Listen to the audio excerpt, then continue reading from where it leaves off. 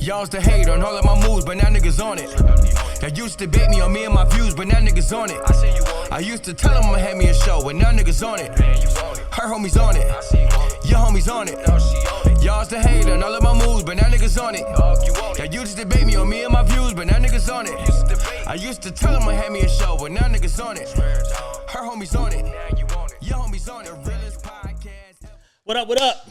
We back, the realest podcast ever. I'm your host, C. Diddy. I'm the hostess with the mostest, motherfucking Matt Kane. We are here at Frame Restaurant at our recording hub. Shout out to all of the staff here at Frame for their hospitality throughout the whole entire year 2023. And this is the TRPE Awards 2023 edition. This is the 7th time we've done this. Is it? Yes. Nah, yes. Can't be. What year? It's 2023. Did we do an awards the first year, though? No, but you got to think. When you count numbers, 2016, 2017, 2018. Like 2016 is the null set. It doesn't count. Right. 2017, 2018, 2019, 2020, 21, 22, 23. 7 times. I'm not going with that. I'm not going with that. 7 times. Yes, we've done this thing 7 times, man. I'd have to go through my notes. And we are here today to give everyone the credit that they deserve, either for being completely brilliant, for their excellence, for being a complete jackass. Last year was the 6th annual, so this is what, the 7th? Yeah, that's how the numbers work. Yeah, boy, good. I freestyled that. I was scrolling hard as a motherfucker. I was about to fuck this nigga up right here. I got back, I'm like, oh, last year was the 6th. Yeah, last year was the 6th. Yeah. 7 normally right after that. Yeah. Because we're about to have our 7th anniversary also. Yeah, shit. So be on the lookout for that. But today's show, again, is dedicated to black excellence, white excellence, multi-ethnic excellence, and also black, white, and multi-ethnic stupidity and complete foolery. We are here to give people all of the credit that they deserve, good, bad, or ugly, for everything that transpired in 2023. I think I speak for everybody here when I say we are happy that this year is ending. It's been rough. It's been tumultuous. It's been financially taxing. But I feel like there is some gold on the other side of the on the other side of the mountain here, with 2024 being upon us in just, a few short days. Yeah, absolutely. We're here at Frame, 222 Market Street. Yes, indeed. Our gracious host to give us whatever we want, food, drink, sleeps, whatever the fuck you need. You want a nap? Just lay right there in the section. We upstairs, 2nd floor in the lounge, nightclub. And me and Chad, before the show, I walked over to the bathroom, and I'm like, yo, it's kind of wild that the bathroom in the club has like a toilet in the men's room. And he's like, no, it's not. You might have to take a shit in the club. Yeah, like, I've seen it. Taking a shit in the club means it's time to go. Yeah, especially in the public bathroom. Because the bathroom don't got a front door on it. It's just exposed stalls. So it's like, hey, player. Hey, player. Low privacy, you know what I'm saying? And, have you seen that happen in the club? A million times. Because you're a club. Yeah. Because I know me, I've had moments where it's like, if I'm at work, I might go home. At work. Yeah. You know what I'm saying? I know people that are like that. Like, no, it's just, I can't just, I can't do my thing wherever. I got to get butt-ass naked. Got to take a shower after. I walked in the Wawa the other day, and dude, coat, his pants, all that was hanging over the door. Got some business to do. You know what I'm saying? I'm about to have a meeting in here. And I'm like, yo, when it get like that, you gotta check out. Yeah, no, you gotta go home. In Vanity, man. Our bathrooms was like really, really big. Like our bathroom might literally be from like that, the beginning of that section, the burgundy one over there, all the way back to here. Huge fucking bathrooms. So we had like six urinals, another 4 stalls or whatever. So typically how you know a nigga taking a shit, if he in the furthest stall, that's how you know. You know what I'm saying? The Either that or the Billy handicap Penn joint. was big as shit. Yeah, huge bathroom. All the stalls was huge, and I'm just like, yo, I don't know, man. Just them public joints, you got to. I ain't gonna hold y'all. This might be TMI. I'm a grown man. If I gotta go, I gotta go. No, I feel that. I trust and believe me. I'm just saying in the club. It's like, hey man, that bad E&J back that digestive system I just think, you might gotta go, dog. Cause you're not in the club at 11 a.m. It's most likely 1:15 in the morning. Yeah, it's just time to wrap it up after that. Hey man, what have you been drinking since 6:15? I don't know, man. creep up. I don't know. I think at that point you just gonna have to get the fuck out of here. That's me. You know what I'm saying? You might not make it home. I could be wrong. You know what I mean? But nonetheless, we here, end of the year. 2023, like you said, was a wild ass year. It was a lot of ups. It was a lot of downs. It was a lot of nonsense. It was a lot of high moments. It was a lot of. I think it's the first time where the bad outweighed the good. You know what I'm saying? First time in a long time. First time in a long time where the bad outweighed the good. Where do you want to start for the 2023 TRPE Awards? 7th annual. We've added a lot of categories. We've taken some away. We can't do Nubian White Queen no more because apparently that's not cool. That's out. Y'all some haters. You know what I'm saying? Umar's a friend to the show. That's out. That's a problem. I think the best way to start is with a new award, with something that's fresh. Okay. Because I literally just had to do this whole write-up on my way over here. And the What Happened to You Dawg Award, this is the first year that we're doing this. New shit you had. Brand new. And I'm going to give this award to, there is no category, there is no multiple nominees. DJ Academics, what happened to you, dog? I was thinking about something for act, but I didn't know what. So that's funny that you. What happened to you, dog? In a year where you've had so much traffic, Rumble deal for exclusive streaming rights, really cracking your audience. You was on pace to do 200 streams this year. You're gonna fall a little bit short, but you're in the like 190s or whatever.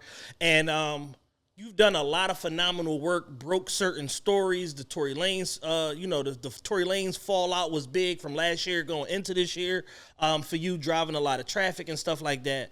And to see that 3 days before the year ends, that you ether yourself in the name of trying to prevent your psychotic girlfriend from doing it to you and monetizing it or whatever the case may be is strange.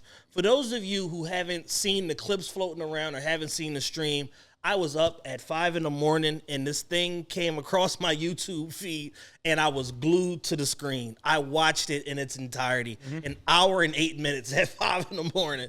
And I'm just like, damn, life maybe ain't so bad because I don't got to deal with this crazy hoe that Academics is laying up with every night. For those of you that don't know, here's the cliff notes and why we're giving him this award.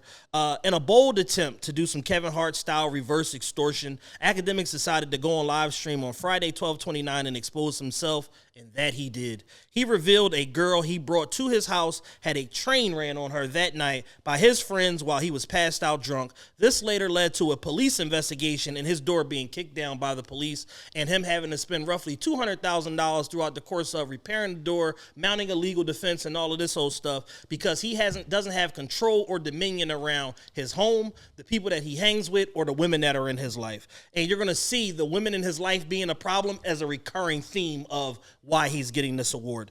He also revealed his current girlfriend, Cheyenne, a.k.a. Shay Glizzy, I believe on Instagram if y'all want to go and harass her, has also revealed his girlfriend moved to Houston in June of, I think, 2022 and stole $500,000 cash out of his house from various safes, which, one, why does she know that you had the money there? And then two, how does she have the code to 8 different safes to be able to rob you 8 different ways on probably 80 different occasions of siphoning off this money? And he said the only way he found out is because once she went to Houston and got slutted out and was like, I'm tired of the streets, I want my man back, I want my scent back, she was like, the only way we could get back together is if I got full access to your life. I need your location. I need your Ring camera. Insecure man shit, which is like, in reality, you should just leave her.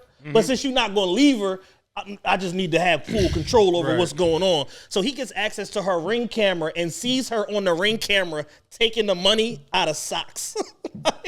50,000, bricks of 50,000 in socks, totaling $500,000 that she stole from him. And I also think that you're lying about getting the full amount of the money back, because you said she got to Houston, bought a $140,000 car, and she had $20,000 in bills. So if she was there for 4 months, how did you get the whole $500,000 back and she doesn't have a job and doesn't have anything going on? Right. So you capped about that also. He also revealed that his girlfriend, Cheyenne, fucked a player from the New York Jets practice squad, a low-level scammer from Houston, and mad other undesirables during the course of their relationship. In the words of Black from the illustrious One Fam Radio, "You green as shit." So the whole time you were on air giving relationship advice to celebrities like Blueface, Offset, Diddy, and others, your own relationship was a complete fucking shambles. Black really is a 50-year-old. You know them 50-year-old black niggas talking colors? Yeah, no, keep it brown. You green, Jack. You green, Jack. What's up, black guy? Yeah, they really talking colors. That's funny as shit. So the whole time you were on air this year giving out relationship advice to the likes of Blueface, Offset, Diddy, admonishing women like Krishan Rock, Megan Thee Stallion, and others for being, wild renegade hoes and shit like that. You were housing a wild renegade hoe the whole entire time. Not to mention that she's probably at least partly responsible for some niggas attempting to come in your house and rob you and everyone there at gunpoint with AK-47s and Mac 11s, and police getting called to your crib bi-weekly because you got a bozo-ass 24-year-old woman in your life. Sir, you are a clown, and you get the first ever What Happened to You, Dawg award from TRPE. Dan, throw some claps in there for that. We want to give academics, we want to clap that up for you, baby. You know what I'm saying? It's a bad award, but it's yours. Yeah, Dan remembering the colors is funny as shit. Where you want to go? Can I pick an award? Yes, absolutely. Can I pick something off of this list I want to do? I didn't want to start on such a bad note. You know what I'm saying? It's a bad year. It's a bad year. I'm looking at these notes. They is pretty bad. Where do I want to go with this one? The Buck Nasty Nastiest Hater of the Year award. This is another new category here for the TRPE fan base. We've added this because the world has become hate-filled. You know what I mean? It's just the world we live in. And it's almost becoming like the Dave Chappelle spoof that he did, where him, Patrice O'Neal, Donnell Rawlins, and Charlie Murphy, rest in peace, were the player haters. Yes. And we see it now to where it's like you see hatred, and it's almost like, are you being funny? Right. Like, is this a skit? Like, that's how bad it feels. Hate. So we got 3 nominees for this award this year. We have Elliott Wilson, legendary writer in the hip-hop community, been around 35 years. Elliott Wilson is hated before, but this past year, it's just gotten very, very strange. Epic run of hate. It almost feels like he's being funny. Yes. You know what I'm saying? So his victims this year are the entire rap game. He hates everyone. the entire community. Anybody with a camera or microphone. Anybody with a camera, microphone. He hates various podcast platforms across the industry. Sanat, Nicki Minaj, and hip-hop adjacent media. Second nominee in this category is Joe Budden. Joe Budden is Joe Budden. The Joe Budden Network ranked in the top 50 and the top 30 podcast networks on Earth, and his network is one show. So there should be no reason for you to ever make a list like this. But his victims this year included Cam, Lil Yachty, Drake, who's been he's been a perennial Drake hater since the existence of Drake, Sanat, Michael B. Jordan, and Brent Faiyaz. And last but not least in this category, 90s basketball players as a collective. I've had enough of them. Shaq and Chuck leading the charge. The victims, any player who didn't play in the 90s, whether it be before the 90s or after the 90s, those are the victims. Who y'all got, man? Dan, you should have a mic, honestly, for this episode. I don't know what the hell you doing over there.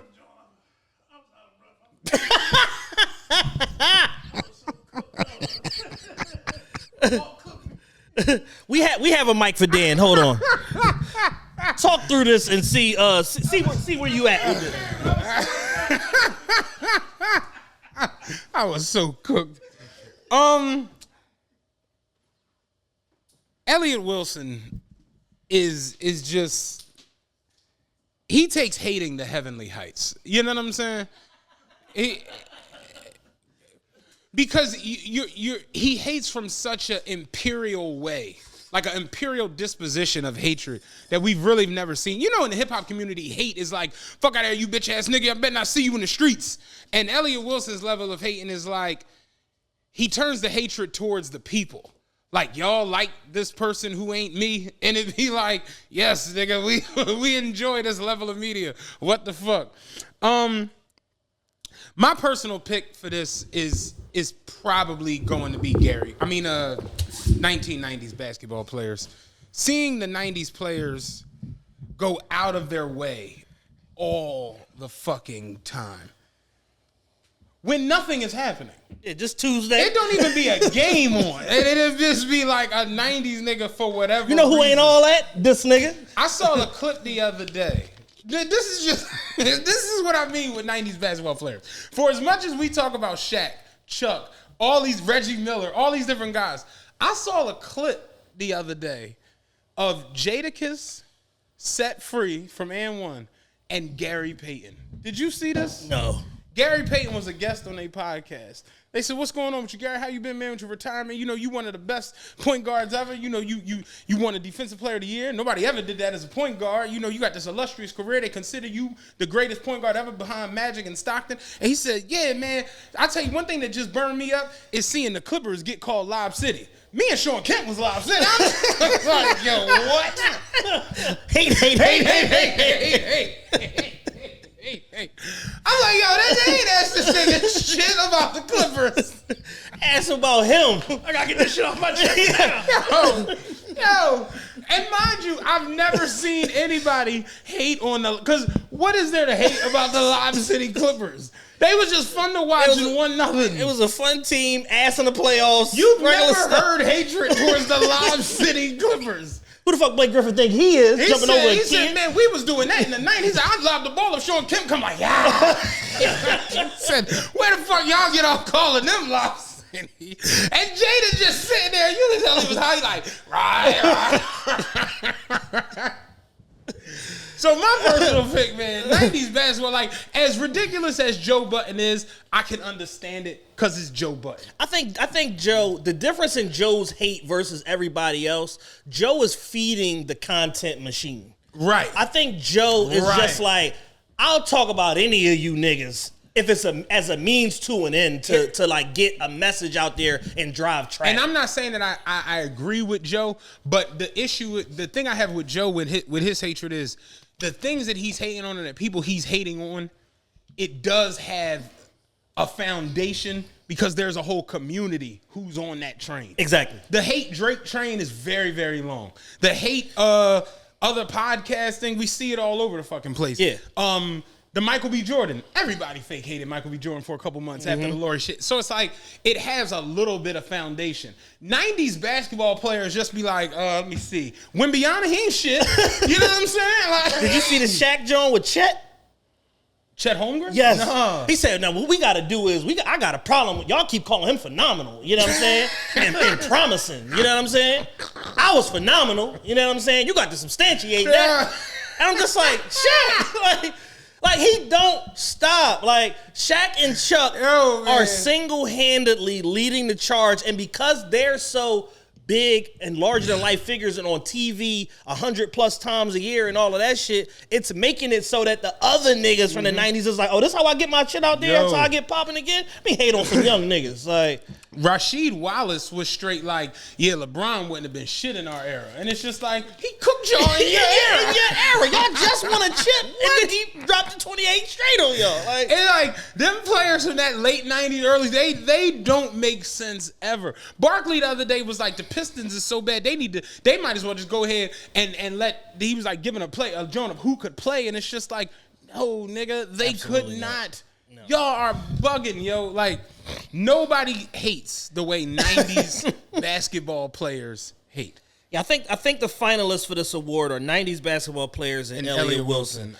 Elliott Wilson's hate has been so pronounced and so consistent that like you said, he has like a aristocratic way of like hating. That nigga fucking took a screenshot of Nicki Minaj and Kai Cenat crib and just put hashtag hip hop journalism, and everybody knew exactly what he meant and was like, This is some sucker shit. To the point where he had to issue an apology. Again, though, to the Joe Budden point, Nicki Minaj hate train is 45 miles long. Yeah. Kai Cenat now has developed a big hate train in media and outside. New York don't like Kai Cenat. Like, I understand it a little bit. I don't agree with it, but I get it. 90s basketball, like you, again, who the fuck right now could possibly hate on Chet Holmgren? A 90s nigga. Yeah. That's it. Another center. Another 90s nigga that played center. Because everybody in basketball right now is just like, damn, Chet looking like rookie of the year. 33, 14, 6, and 7, doing crazy shit. Him and Wembyana. Wembyana the other night had 32, 7, 7, and 7. First rookie ever to have 30 points, more than 5 assists, more than 5 steals, more than 5 assists, and more than 5 blocks in one game. It's like they're balling phenomenal. And think about this. You don't never hear, what's his name that just retired from the Heat? Udonis Haslem? Yeah. You never hear them from the Pistons. Ben Wallace. It's never nobody from the thousands. If somebody's going to speak negatively about them, it's going to be Vin Baker. It's going to be somebody from the 90s that come out of nowhere. Dog, when I saw that Gary Payton shit the other day, I'm like, it's 90s players, yo. I've never heard anybody for no reason diss Lob City. Because it's like, why? Like, it don't even make logical sense. So my vote is the night. Dan, what you give us something. It's a tough one. I'm on Twitter so much, and I see all that Elliott nonsense. So that's what it is. I hear you got a valid point, but if you on a Twitter space and you just see Elliott with that bullshit every day, man, just hate after hate after hate after hate, and it's not even clickbait hate. Like, I can understand, like, Joe Budden know how to maneuver the algorithm, right? So he gonna do it because he know that's what y'all want. Elliott Wilson just doing it just because he's mad at the world. Yeah, I think Elliott Wilson is like that old get off my lawn black man, like this ain't journalism, nigga. Yeah, like where's your notebook and your trapper keeper? 90s niggas like you'll see a clip of me, a 90s player. I don't know, fucking Dale Davis. It'd be Dale Davis coming out of Costco. If somebody had a camera like, Dale Davis, man, how do you feel about the current state of the NBA? Niggas is soft, pussies. Couldn't have like. I used to fuck niggas up in my day. Feel like me and my twin, you know what I'm saying, Antonio. Yeah. I saw my fucking Sabonis had 16 points on 8 field goals the other day. Fuck out of here. I check right in the game, punch a nigga in the face. Bah! Just punch a nigga. You know what I'm saying? Get thrown out. I'm in the locker room. I'm drinking Henny. You know what I'm saying? That's how I do it in the 90s. An ice cold beer. Yo, man. Matt has made a compelling point, and I'm going to be the swing vote. I'm going to go with 90s basketball players also. I think you got to, man. Because there's so many of them. So it's like you don't know where it's going to come from. The volume of the hate is so loud and so large. I went and looked the shit up the other day. I'm like, Gary Payton is a defensive player of the year winner, 9-time all-defensive team, tied with Jordan and Kobe for first place, and Kevin Garnett for first place ever in all NBA defensive team appearances. Hall of Fame. He's worth $60 million, made all this money. He's the glove. He's Gary Payton. Yeah. So it's like, and got some fire weed. Yo, to just see you arbitrarily just like, niggas about Blake Griffin, nigga, with Sean Kemp, nigga. Like, Blake Griffin ain't thinking about So my man started eating all them cheeseburgers, you know what I'm saying? When he got to Cleveland, he was him. You know what I'm saying? We did that. Pushed Jordan to 6 games, Jack. Before he ate 6 sloppy joes in motherfucking evening. Tearing shit up. I think what it is, though, they scared they about to be forgotten.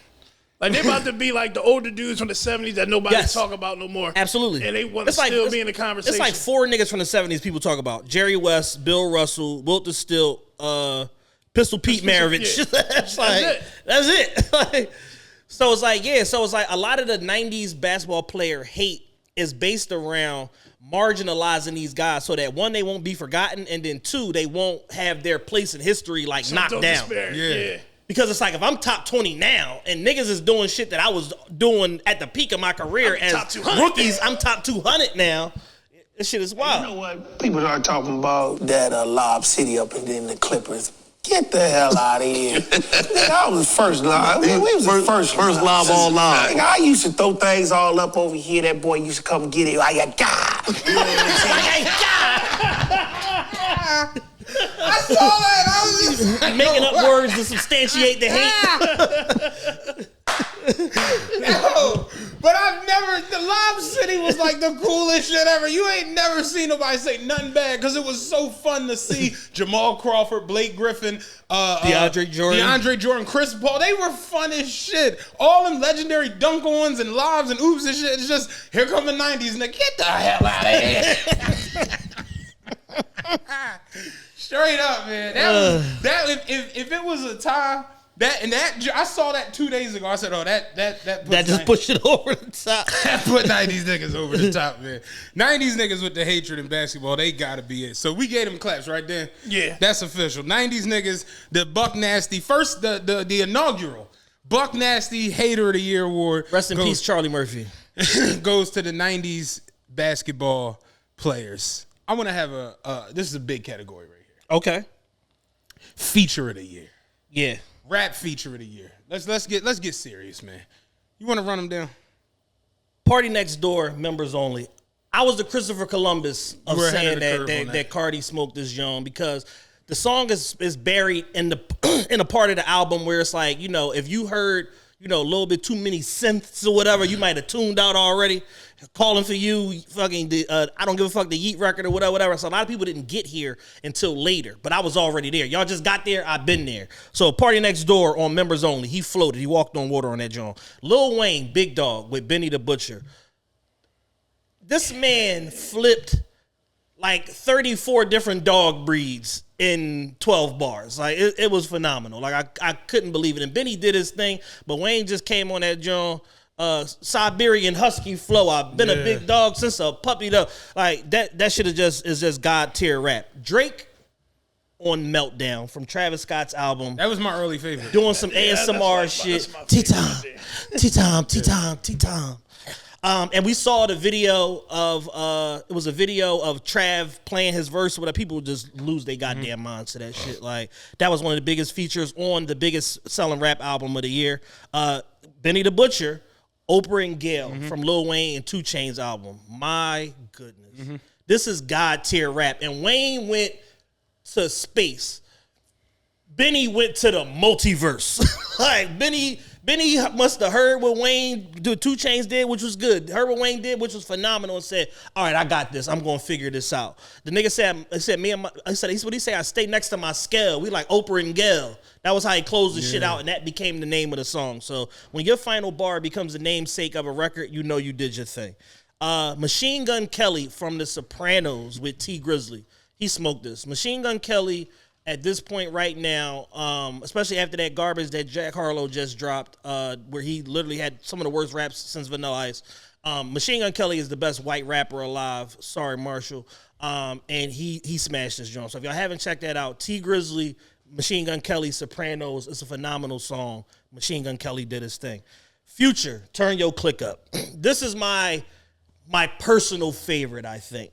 With the song with Quavo, whatever, where, you know, Future had about 7 different flow pockets in the span of this verse. And, you know, when his whole run, shit, that was the best part of the joint. And he said, I got it out the field, fuck Russell. Luckily, Russell rebounded and actually had a pretty decent season, but he just got benched. So Sean Payton must have been blasting that at the Broncos facility. I got it out the field, fuck Russell. Every time Russell come to practice, Sean Payton got that shit blasted on the loudspeaker. So that was another big one. J. Cole's Secret Recipe with Lil Yachty. We talked about this verse on Patreon. We talked about it on the regular show. I don't remember the number of either one of those, but we talked about it. When J. Cole wants to be, and he has wanted to be the last like 3 years in a row, he's routinely the best rapper alive. He's the best featured person on the planet. Yes. At this point. And just consistency of features. He smoked Nicki's album. You know, and that's a relationship record. And he did some J. Cole razzmatazz wizardry talking about relationship shit, and he smashed that. So J. Cole is not to be trifled with. Cardi B, put it on the floor again. She smashed this joint. Energy, flow, quotables, chatting as the youngins say. she delivered all across the board and delivered the most memorable female verse, bar none, of the year, I think, when you talk about features. J. Cole, again, first-person shooter, solidifying his place as the best featured rapper on the planet. And then Andre 3000, which from earlier this year, a lot of people forgot about it, but he actually did have something to rap about on a song this year. Scientists and Engineers with Killer Mike and Future from Killer Mike's potential album of the year, Michael. Yeah, and that was, I don't know why this matters to people, but apparently at the end of the year, Jay-Z puts out his list for the best songs he heard from the year. Yeah, his playlist. And that was his best feature of the year, was Scientists and and Engineers. I think there are good features. I think there are great features. And then I think there are features to where it's just like, that's probably going to get remembered. You know what I'm saying? Shit that stops time. And I think as far as like good features, I think Party Next Door, Members Only, is very good. I think Benny the Butcher and Oprah and Gayle was very good. Yeah. I thought Big Dawg was very good. I never heard the Machine Gun Kelly joint. I kind of tuned out from Machine Gun Kelly a little bit. I think for as good as the J. Cole Secret Recipe joint was, the fact that it was like just the way it was done, the video of him just kind of sitting there, it was like, you know, I don't think it's gonna get like super duper. I look at it almost like his Uchi Wally freestyle. Right. Where it's like if you know, but it's just not gonna carry on. I don't think so. I think first person shooter with especially once the visual came out. Yeah. I put that in another realm. I got that. Cardi B, Put It on the Floor Again. And the Drake Meltdown, John. And the only reason I don't got Drake Meltdown all the way up there is because it was like, as good as it was a bit ridiculous. You know what I'm saying? Yeah. Like it was just like, all right, man, these veiled threats is a little ridiculous. And shit.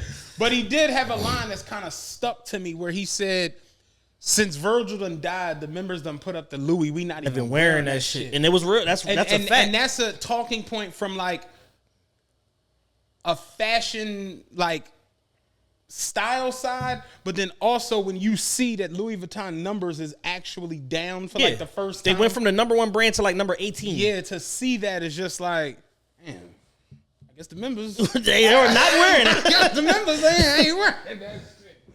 And a lot of people I know who are like y'all are like fashion. Yeah. They've all been like, yeah, I'm not feeling none of the Paris shit, or I didn't feel this, or I don't like these coats, or why the fuck it's too produced, it's too runway, and it's not functional. Like, where am I going with a leather rugby on? You know what I'm saying? It's like shit like that, and it's like, yo, if you want to design your whole line for rappers, athletes, and entertainers, that's fine, but the everyday person doesn't resonate with that because it's like it's not functional. Right. So, me personally, if I had to go with 3 to narrow it down, I would say Meltdown, Put It on the Floor Again, and then First Person Shooter. Okay, so Meltdown, Put It on the Floor Again, First Person Shooter, so no Scientists and Engineers. I think I'm gonna keep it a buck. I'm gonna just say what everybody's thinking. It's God tier rap, but it's too rapidy rap. It's God tier rap, but it's like Andre 3000 is one of those people. I'm gonna just go ahead and say it, cause I watched y'all do it with the Blueprint. Like when he drops, motherfuckers almost make a way when there ain't no way. Yeah. Like y'all make a lane when there ain't no lane. And I get it. That's what being innovative and an engineer is. I get that. But it just too rappy. It's not too rappy.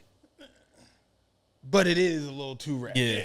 If that makes any sense. All right, so I'm gonna eliminate Meltdown. Mm-hmm. So we got 2 left. We got Cardi B, Put It on the Floor Again, and J. Cole, First Person Shooter. You're not making a case for nothing else?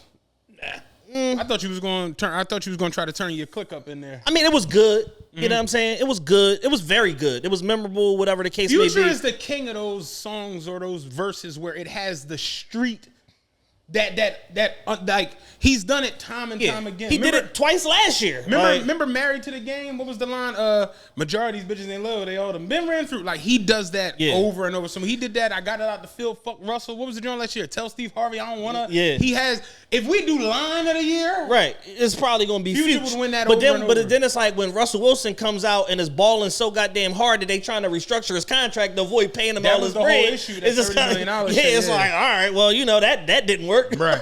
You know what I'm saying? So it's like I told you I wanted to give Russell Wilson We Some Family Man award. Yeah. Like, you know what I mean? But got benched. Got benched. Nigga got benched. You know what I'm saying? So I'm gonna. I feel like I know where you're going, so I'm gonna go the other way. I'm gonna make my case for Bel Khalil's, whatever the hell her last name is, for Cardi B, for Put It On the Floor Again.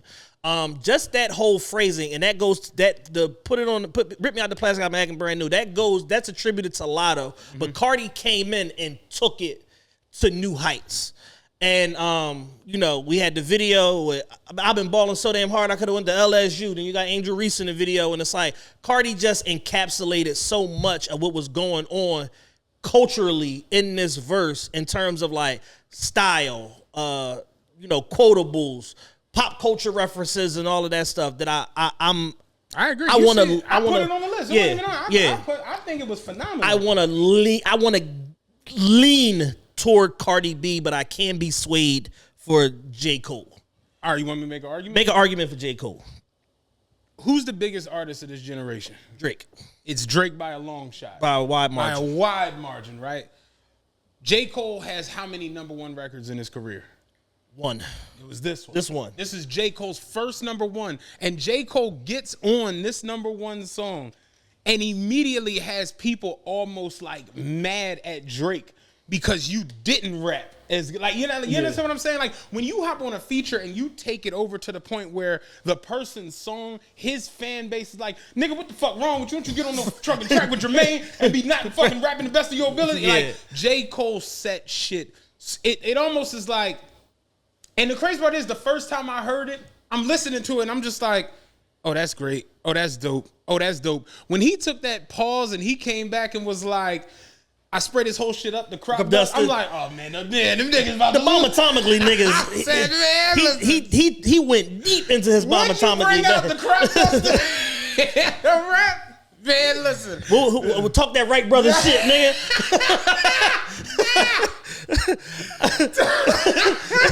Talk that First in Flight shit, nigga. Talk that Amelia Earhart shit, nigga. Talk that Howard Hughes shit, nigga. I said, oh, they gonna love this on the internet. I'm the GOAT with the golden pen, the top toucher, the spot rusher. I sprayed this whole shit up, the crop duster. When I heard that, I said, all right, yeah, J. Cole about to set this shit somewhere else. And then to see it with that video where Drake never does these videos, to see it have the impact it did from a visual standpoint where, you know, that tied him up with Michael Jackson. That's why he did the history, the reimagining of the history at the end of the video. And all of it just combined, I'm just like, that's feature of the year. That's my opinion. You know what I'm saying? Like I said, I can be swayed. Dan, what do you got? Yeah, Dan. Cardi or J. Cole? I mean, Cardi and them made the biggest phrase of the year. So bad that I added to the list of shit that I'm tired of hearing. Right. And this is the first time we had a female in the top of a feature category, I think. Second year. It was Cardi last year. Yeah, Cardi. It's always her. And Cardi lost last year, right? She lost last year. I want to give it to Cardi, man. I want to see a female, you know. Dan trying to get some. All right. And she almost single. Yeah. She like 31% single. Hey, go on, Dan. You know what I'm saying? I'm for sale. I'm gonna be proud. You know what I'm saying? Are you 31% single? You hate your nigga this week? Oh man, that's enough. Straight up. She said, yeah, no, we with the kids. It's for the kids. We not the guys. Yeah, me personally, I think Cardi is a phenomenal rapper if she would just get off live. You know what I'm saying? Yeah, stop telling us her business. Yeah, just get the fuck off of that. You all of that. She done took it to what you call a platform. What's White 100 platform? Clubhouse. Clubhouse. That's funny as shit. She went on a super rant. Leave me the fuck alone. I said that's not good. You too big for this. This is poverty. Oh man, it's on y'all. Like I said, I made my case. Well, y'all go where y'all want to go. I'm on my female empowerment wave. I'm going with Cardi B. Clap it up for the whole. Come on, Cardi B. Put it on the floor again. Winner, winner, chicken dinner. All right, where we at? It's whatever you want, big dog. Oh, I can pick another one? All right, shit. I can say that. That goes at the end. Best thing on TV this year. Okay. Let's do that. Like the energy. I'm feeling it. Yeah. All right. But music, now we go on TV, baby. First and foremost, the Murdaugh Murders. Oh, my on goodness. Netflix. That was one of the best series. You know they got a part 2 to it now where it gets into the whole thing with him in jail and all of that. Yeah, the Murdaugh Murders are the best documentary since what was the joint everybody went crazy about a few years ago with the boy that was like he didn't do it, where the girl came on the property and the auto adjuster came on the property. She ended up getting killed on the property. It was a bunch of brothers. It was on Netflix. I know exactly what you're talking about too, but I don't know why I'm thinking of Murder Mountain, but I know that's no, it's not Murder Mountain. So I'm about to find it. Top Netflix documentaries.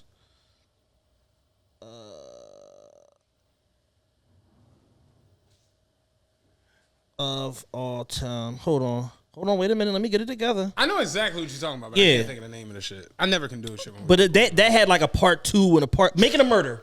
Making a Murder. There you go. Yeah, yes. yeah. Yes. I couldn't think of it. Yeah, that nigga's still in jail. He getting out. That nigga's still in jail. All right. Tulsa King. I've never watched that episode. Tulsa King. That's from the Taylor Sheridan universe, the guy that created Ain't it Rocky? Yeah, Sylvester Stallone is a star, whatever. He's also one of the EPs. Taylor Sheridan is the guy that created Yellowstone, created the what the hell is the name of the show with Jeremy Renner? Jeremy Renner from Mayor of Kingstown. Oh, okay. Yeah, Mayor of Kingstown, which is another Paramount show, whatever the case may be. That explains why all three of them is shot exactly this. Exactly. And 1837 and all of these shows that Taylor Sheridan has created, you know what I'm saying, and making himself like one of the go-to, power players and kind of like a young Dick Wolf or whatever in Hollywood. Tulsa King is starring Sylvester Stallone and it basically follows the chronicles of this mob guy, does 25 years for a murder. I remember you explaining it. 25 years for a murder, gets out of jail, gets sent to relegation in Tulsa, and he builds it up to a thriving mob market or whatever the case may be, and then all of the crap that comes with that. Yeah, I've just never actually checked in. Suits. Even though it's from 09. Yeah. Suits. And that goes to the fact that, the Hollywood strike that popped this year. So, the writers and all of them were out. So a lot of the shows that we all fuck with just, like, what's my shit? The Rookie? No new season. Yeah. SVU pause. There was no new shit. So people was just like, all right, if y'all ever watched Living Single, like motherfuckers was just finding shit to watch. Yeah. And people, The Parenthood, how y'all feeling about that? Parenthood was my shit. But basically, what happened was when Suits came out originally, people didn't watch it. Yeah. And because it was on USA. Who the fuck watches USA? Yeah. Because I literally was like, Lee had it on one day, and I came and I was just like, oh shit, the princess chick got a show. And she like, nigga, that shit was hell yes. Like, that's what she was doing. I thought she was just, a princess. I had no clue. I'm a geek. I was watching it since she was smoking hot on that show too. It didn't make no sense how good she looked every episode. It's sick. But Suits blew the fuck up this year. A universe that I tapped out of, you know what I'm saying? Because I got threatened over my comments years ago. The Power universe, y'all remember how I went viral with the Power shit. Leave me out of Power. Somehow, some way, I'll say this. Somehow, some way, the Tommy Show Force has become the best show out of all of them. It's 88 shows, ain't it? Yes. Like everybody has a everybody got a spinoff. Yeah. But the Tommy Show is more rooted in the streets. It's more realistic. Once they killed their fourth connect, I told you. They killing connects on this one too. Yeah, I tapped out. I don't know how many fucking connects y'all been around. You can't kill them. That's not real. That's not real life. The Untold sports series this Netflix year was phenomenal. The way they did the Malice in the Palace, the way they did Tim Donaghy with the gambling situation he was doing, the Manti Te'o John, like the Untold series this year was phenomenal. The best documentary I watched this year, bar none, was Bill Russell Legend. I still didn't watch it on yet. HBO Max. I don't know what the fuck you be doing. You gotta watch that, John Dog. It literally, you leave from it and you just like, no, Bill Russell was really that nigga. Yeah. Like, he wasn't just like, because you know the way we kind of look at it, like, oh, he was winning all them chips because he was only 6'10" nigga in the league and, you know, Boston. But you realize the racism that he really had to fight through in his own community. Like, the shit he was, like, winning all these championships for Boston and dealing with the most racist people on the planet while fighting again. You remember the whole situation with him, Jim Brown, and all? That was a phenomenal documentary.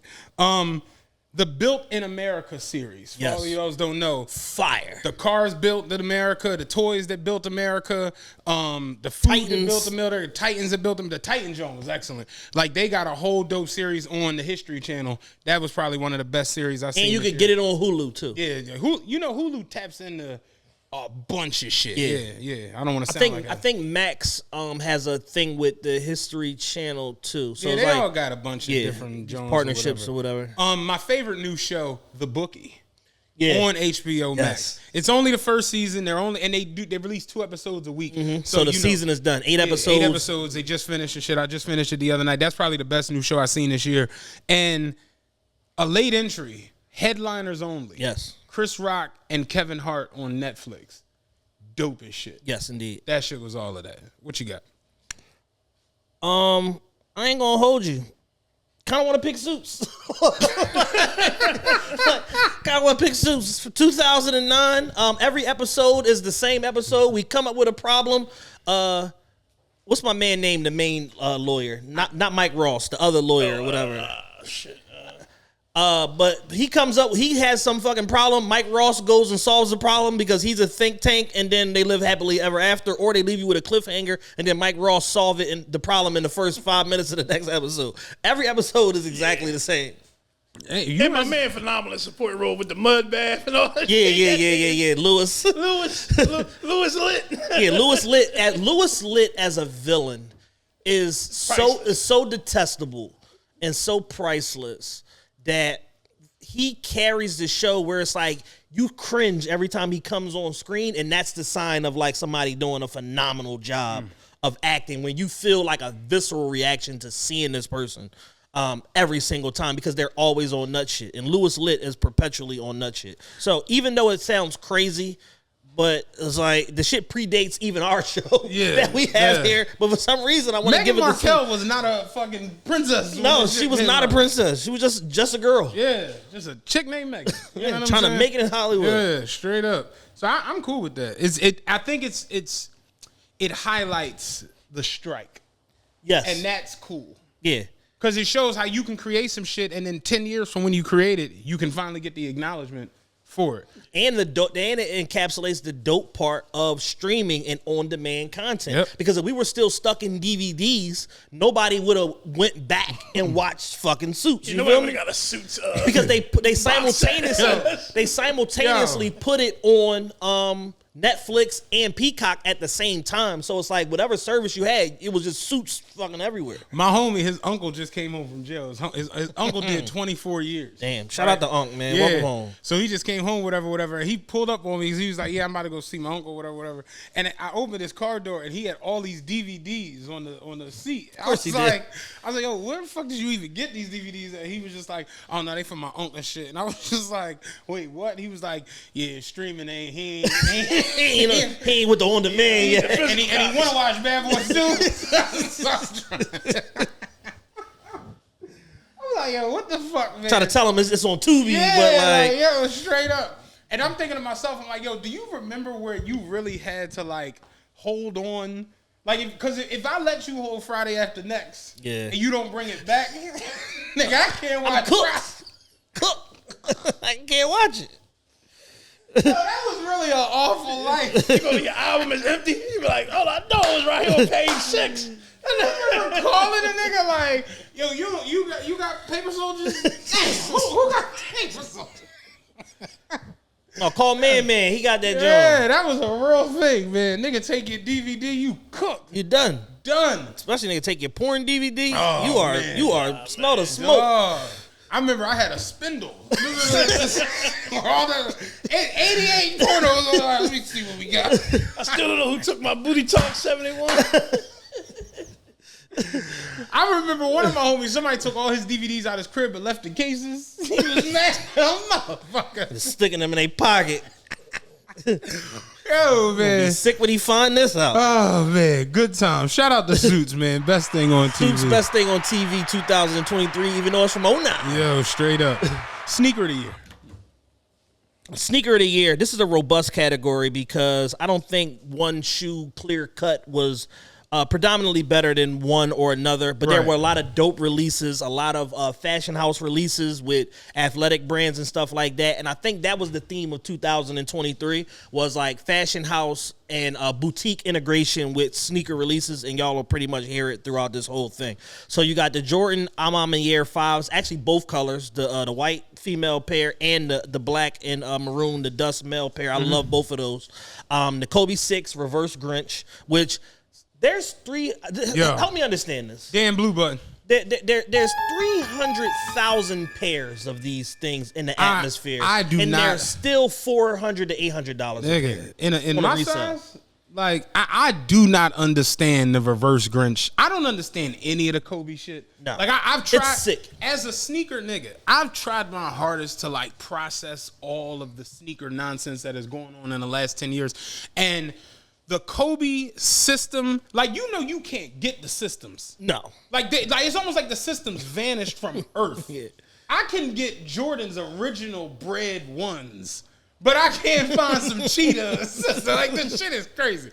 The whole Kobe universe makes zero fucking And this is sense. what VB with Vanessa Bryant was fighting for, was wider distribution on the Kobe's. They give us wider distribution. They released 300,000 pairs of Reverse Grinches, and you can't get them.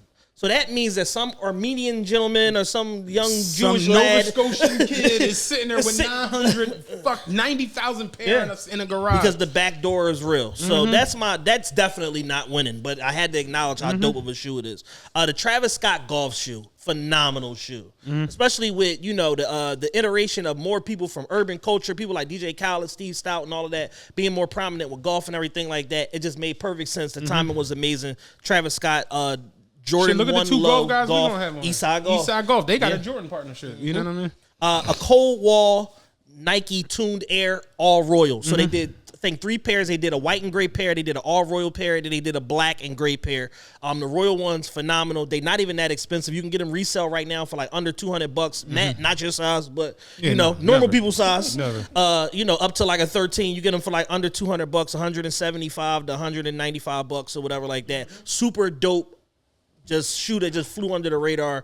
And a Cold Wall is a very, very fire brand that a lot of people take inspiration from. One of Matt's biggest ops of the year, the Mischief Big Red Boot. Dog, I hated them. I hated them. Just because they were everywhere. As someone, I've worn a 15 since high school, right? So I've been in big ass boots for quite some time. To see people go crazy for big ass boots when y'all used to tease me about big ass boots, I'm sorry, dog. I couldn't fuck with them Jones. I hated them. Yeah, they were everywhere. You had Lil Durk wearing them. You had Lil Durk wearing them. You had the guy Skinbone from Chicago. He made a funny viral video with them Jones. They were everywhere. They took over Earth. And, I did think Shay killed them. Oh, Shay killed them. I like the way with he the had boot cuts. because that made sense. Yeah. But seeing people had them on with shorts, it's just like, what in olive oil? Like, you look crazy with them. You look like a cartoon character. Yeah, straight up. The Tiffany & Co. Nike Air Max 1837, high end shoe, heavyweight nubuck like we used to get every Saturday with Jordans. We don't get it no more. Heavyweight nubuck material. Yeah, nubuck they leather. was like wheat chuckers. Yeah. Heavyweight nubuck material, multiple laces, Tiffany silver lacelets and like the little end caps or whatever on the shoes for the laces and stuff like that. Multiple laces. I think they did yellow, the Tiffany blue, green, and then black. The packaging, like everything, like. And it was like a $400 retail shoe, which I think now is like a stack or whatever like that. But dollar for dollar, one of the best collaborations between not even the high fashion house, but like a high in jewelry house with a sneaker company, and it worked. And that speaks to the way and the execution of how Nike does things and how Tiffany and their parent company LVMH execute brand integration. So that was fire. The Asics Gel Cayano 14, aka the hood favorite. 6,015 for the Asics. That's crazy. But yeah, the Asics Gel Cayano 14, which was the hood favorite. They put out 10,000 colorways. Y'all bought all 10,000 of them. Asics are now have gone from retail price of $95 to retail $149, and they're reselling for up to $700 and $800 for the Kith versions. Yeah, I'm boycotting Asics. Of these shows. Damn, I just want to let y'all know I don't fuck with that. Yeah, because when I wore Asics 2 years ago, same thing with Matt with the rig. When I wore Asics 2 years ago, why you got them old man shoes on? Yeah. Killed me for wearing Asics. I had a pair of Asics right after I tore my Achilles. I was working out with them, and I remember wearing them in the gym. Like, in the gym, it's the gym. Right, it's a no judgment zone. You ain't supposed to say no judgment. What you got them Jones on for? Man, the fuck you get them sneakers? Like, they was like making jokes about this. So to see it now, where it's like motherfuckers is going to weddings with a suit and Asics on. It's just I don't know. I refuse to buy it. Yeah, it's ridiculous. I bought a couple pair on the sneak. I haven't worn none of them yet. I got a couple pair in the tuck. Let's speed this up. Yeah. Nike Dornbecker Vomero 5, yellow, orange, bright red, fire execution, and a shoe that I was wearing in 2018 that blew up this year also was the Vomero 5. The Cortez Nike Air Max 95. I think they did 3 colorways also. Super fire. J Balvin Jordan 3 Sunset, which is one of me and Matt's favorite shoes of the year. We agreed on that. Yeah, the Sunset was all right. The Comme des Garçons New Balance 1906R, which just finally dropped. High-end leather. 3 different colorways, solid black, black and white, and then I think there's another one, or I could be wrong. But super fire execution of a shoe. Again, high fashion house with a sneaker brand. Nike Nocta Glide Slime Green. Those was all that. To see Drake has been low key, and his Nocta team have been cooking up some of the best footwear executions of the year. Their remake of the Air Force One, the Love You Forever Air Force One, is magnificent. And for $160, that's the best shoe you can buy. But they got, again, the lacelets, the tumbled leather upper on the Air Force One. I'm wearing Forces now, undefeated Jones. And then they have the what's the name on the side, the Love You Forever insignia, whatever on the side of it.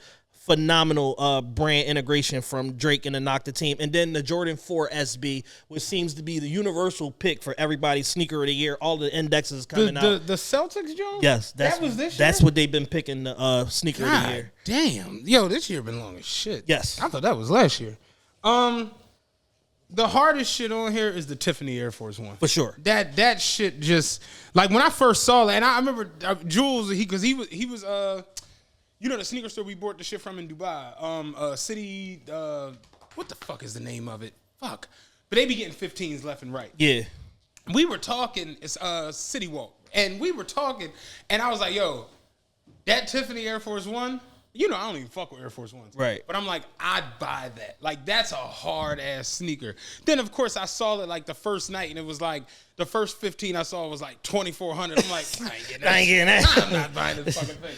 Like, $2,000 for Air Force One is nuts. So to see it now at $6,000 and if that's just like, all right, you know what I'm saying?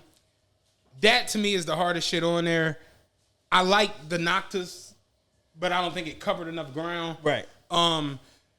You got the Tiffany that covered the most high-end ground, and the Asics covered the most just like pavement. Yeah. Like just any ground. Massive, like units sold, like presence. Just being everywhere. Asics got so popular, motherfuckers start trying to buy Avias. Yeah. They said, oh, it's still an A. You know what I'm saying? Like they got these at Walmart. These are 30 ball. I hate the big red boot.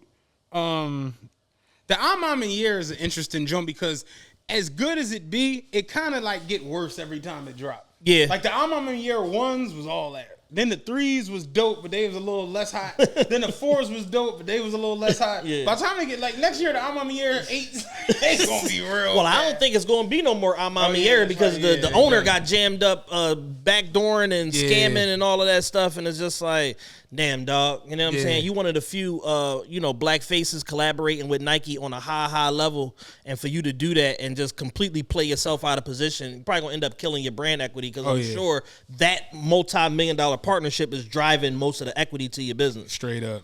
Yeah. I'm with you on the Tiffany. I think it's the Tiffany. I see you already. Yeah. No, the execution of the shoe, the cultural significance of it, taking elements of the Tiffany... just the Tiffany brand. Tiffany dunks that Diamond Supply did by having the black, the Tiffany, and then the yellow, adding the yellow in there, or whatever the case may be with the laces. I give Tiffany a lot of credit because Tiffany historically is it was always viewed as like it was high end, but it wasn't really close to. It was unreachable. Not unreachable as far as like the money side, but more so just. No, but I'm talking about brand positioning. Right. Like culturally, we had no connection. We always had a connection to Cartier just through the glasses, the bracelets, all of that shit. And then, as funny as it is, I told you recently, like, the Santos has been out for decades. But to see it become like the hood favorite. Like a nigga get 15 grand and be like, Santos me. Like, that was kind of crazy. So to see Tiffany do what they did with Paddock, where that's as high end as it could possibly be, but it went so crazy that it made like the Oyster Perpetual. Tiffany, like that jumped out the window. Yeah. Like Tiffany, then they did the new bracelet, and that's become like I don't even see people craving the love bracelet no more. That Tiffany bracelet, they low key ended the love bracelet. Yeah. Lowest of key, but definitely ended the juice on Clue for sure.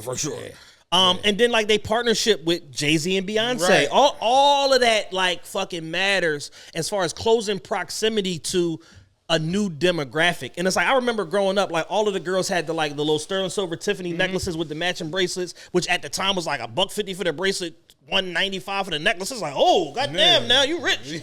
Like, I was like, we got a big spender over here. You know what I'm saying? That's back when nails was $20. Because it's like, it had that Tiffany stamp. And it's like, that Tiffany stamp has always meant something, but I think its proximity to urban America was very, very far compared to other luxury brands, and they considerably closed that distance in 2023. See what they did with the Air Force One is like, damn. Magnificent. Yeah. Like, to where, y'all got to deal with dumbass videos. What's the nigga who fake getting out the helicopter? Oh, Fendi. Him and the Tiffany store acting like an 8 for the Air Force Ones. Like, y'all got to deal with shit like that now. So, yellow button that, Dan. Shout out to the Air Force One, Tiffany. That takes sneaker of the year. I want to go comeback of the year. Okay. Redemption stories. Okay. As we just talked about, the Gel Cayano 14 took over the world. So ASICS as a brand are nominated for the comeback of the year. Also, somebody that I gave a lot of shit to last year, Matt defended her, stuck up for her, but I gave a lot of shit to, that put her head down, did the work, and came back and is one of the best in the world. Man. You're taking accountability. Of course. You was hard on her. You know what I'm saying? I mean, she deserved it. She deserved the shit, yes. Yeah, but, I want to also, like I said, we're going to give people their credit for doing great. We're going to give people their credit for being on bullshit. Sha'Carri Richardson has been nothing short of phenomenal the entire year and just smoking track season, competition to competition, constantly in the top 3, winning a bunch of different placements, stuff like that. She beat the Jamaicans at the World Championship. Beat the Jamaicans. You gotta know what I'm saying? You gotta bow to that. Yeah, you know what I'm saying? Straight up. The Diesel brand going from off the list, off the index, to literally being top 3 on all the fashion indexes for 2023. The Diesel brand made one of the craziest comebacks I've ever seen in life. Talk about being off the charts and off the reservation. Nicki Minaj. Nicki Minaj was an afterthought. People were tired of her. You an auntie. You got fat. We hate you. Your husband a rapist. Your son cute, but fuck the rest of y'all in that house. Y'all on some weird shit. And for Nicki to just say, you know what? The rest of y'all. I hate your fans. The Barbs are some clowns. Nicki just put her head down and just did the work and cooked up. And when she bust out, she arguably has album of the year. Every fucking song charted on Billboard. She's got a 50 Cent remix. She got a Drake record. She's covered so much ground. She says she's waiting on Rihanna vocals. Nicki Minaj, bar none, one of the best comebacks of 2023. Simone Biles, Simone Biles is embroiled in a bunch of controversy and all of that right now. However, that ain't even real controversy. It's just niggas. just mad hoes on the internet. Yeah, just niggas. Which is like, that's controversy in 2023. Just angry niggas with free Wi-Fi, McDonald's, tweeting away. But Simone Biles, just came back again, putting her head down, doing the work. She had to withdraw from the Olympics.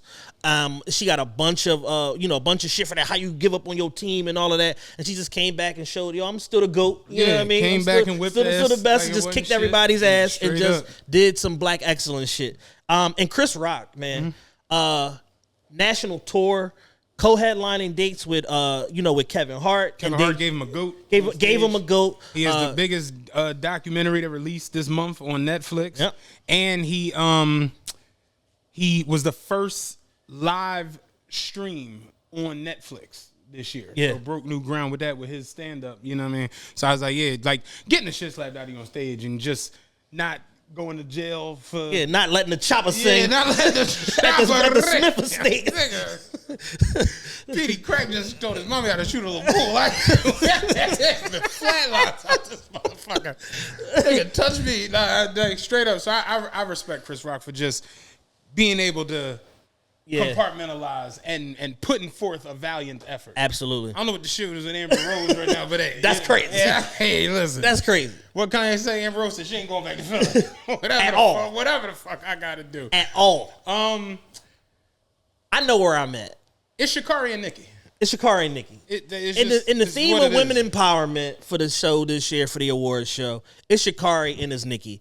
And I'm leaning toward Nicki because I kind of want to give them both like a co. Yeah, I like that energy. I was like, there's not even J a debate. Kidd and Grant Hill. Yeah, you know what I'm saying? and Nicki. I like the energy because again, we thought both of them were kind of just like Nicki outfit on the Cosmonaut interview, like, she looked amazing. That had me Chef's swayed kiss. to the joint. But if you want to give them both, we give them both. Everybody kind of thought they were done. Yes. You know what I'm saying? And people who've never really played sports or done anything athletic, that shit is more mental than it is physical. Yeah. Especially on that level. Like, that's a level a lot of us just never even reach. Where you talking about the world international competition, that you have to be so mentally focused, so mentally sharp. So to deal with what she dealt with the grandma and the weed and all of that, to where you ended up as like a Drake punchline. You know what I mean?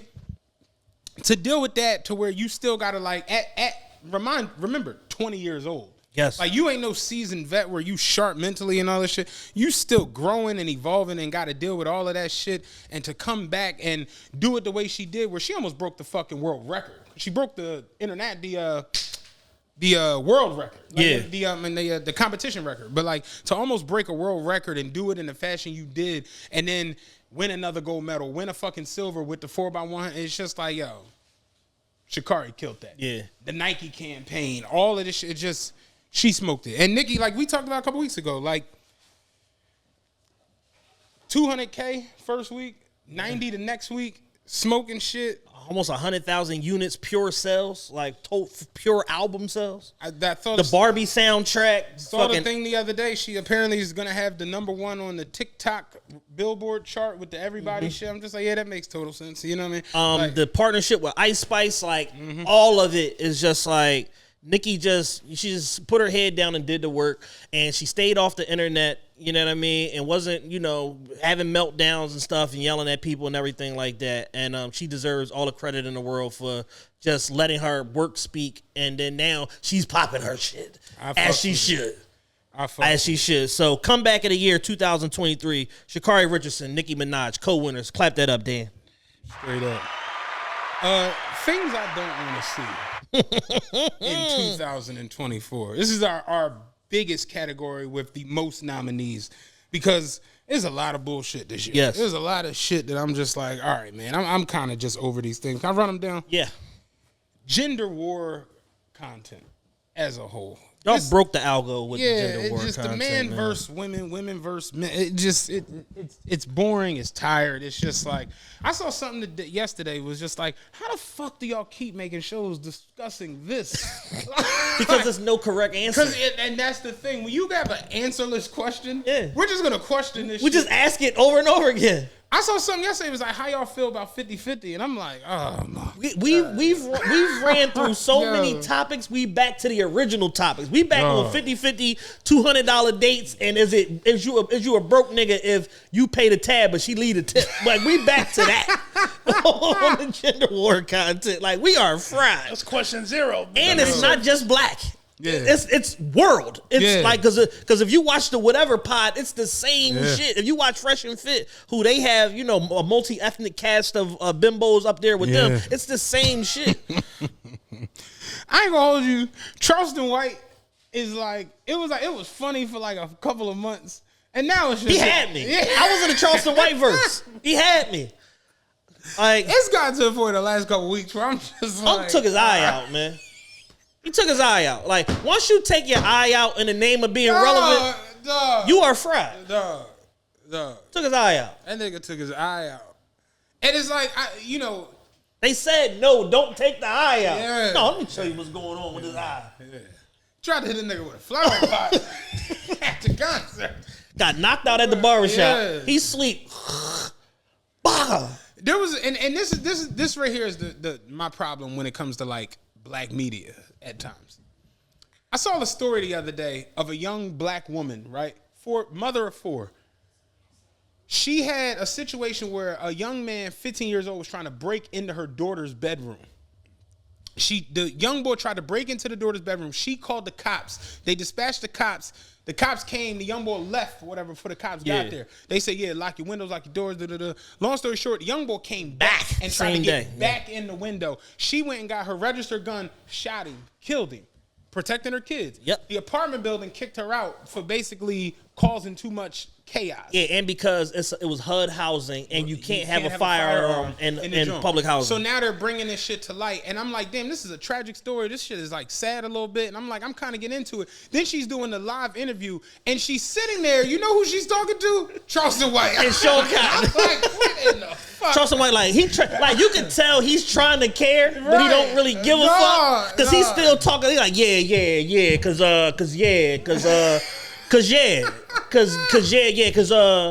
you protecting, cause you did what you had to do. Nigga come and get out, you gotta kill. I'm like, you could have done this with anybody. He said, and I quote, "Don't worry about him. He did. You know what I'm saying? You're not worried about him. He did. So worry about your babies, the babies." Yo, I think everybody's consensus pick for this is Jada Pinkett. I think everybody's over Jada Pinkett at this point. Something that is annoying to me is sex content. It's just like, yo, we adults. Like, it's so crude. Like y'all can't be that horny where y'all just all day long. It's you can't think like you gonna get a Nabisco partnership. And you talking about dick going in the asshole. I'm pretty sure Pringles is not sponsoring you. I'm telling Wrigley you. Don't want none of this. Wrigley good. Might get a fruit roll-up sponsorship. As a platform that deals with sponsorships and ads, and we got partnerships with all these different people and the Sixers, and we're going to the inauguration this week down City Hall. Like, you have to know that, like, once you start talking about buttholes, like, you have to know that Wrigley's, Nabisco, motherfucking Accent, Procter and Gamble, they are not coming to give you any money, man. It's Summer's Eve, you only out. Summer's Eve and Durex. Summer's Eve. The what I would have did if Will Smith would have smacked me. It's just like, we don't need any more of these videos, y'all. We get it. We all would have fought Will Smith. We would have fought Kimbo Slice and whoever the fuck else would have came up. Tracy Morgan, I hate to be the bearer of bad news. Will Smith would have fucked you around. Yo, I saw the Tracy Morgan joint the other day. I'm like, dog, where is the Bugatti? Yeah, Will Smith would have tuned you up, Tracy Morgan. I don't know if you've seen you lately. Kevin Hart came out of his stand-up that we went to with a big-ass bat, and he comes out and let none of you motherfuckers get crafty. It was funny for a time being. Now, because what you gonna do when I grab that bat? Yeah. Hulkamania internet gangster promos. Oh man, this might be the dark horse. Nigga, y'all niggas that set up the camera and then go to absolute town on a nigga who ain't there. Yeah. Them Jones gotta end. Setting up your phone to send not even veiled anymore. Y'all are at overt terroristic threat level threats on these 60-second, 59-second promos or whatever, you need to seek help. You know what I'm saying? Instead of FaceTiming us for the internet, you should FaceTime your therapist and get right with God or whoever it is that is your religious figure that you ascribe to. I saw one the other day where it was two niggas going off at some nigga, and I'm like, they look like the superpowers. Like, they look like the mega powers. Like, Hold on, brother. Yeah. Let me get this bitch ass nigga, brother. Yeah, like, I didn't know there was a force out there stronger than a fucking man. Like, they look like the mega powers in this fucking video.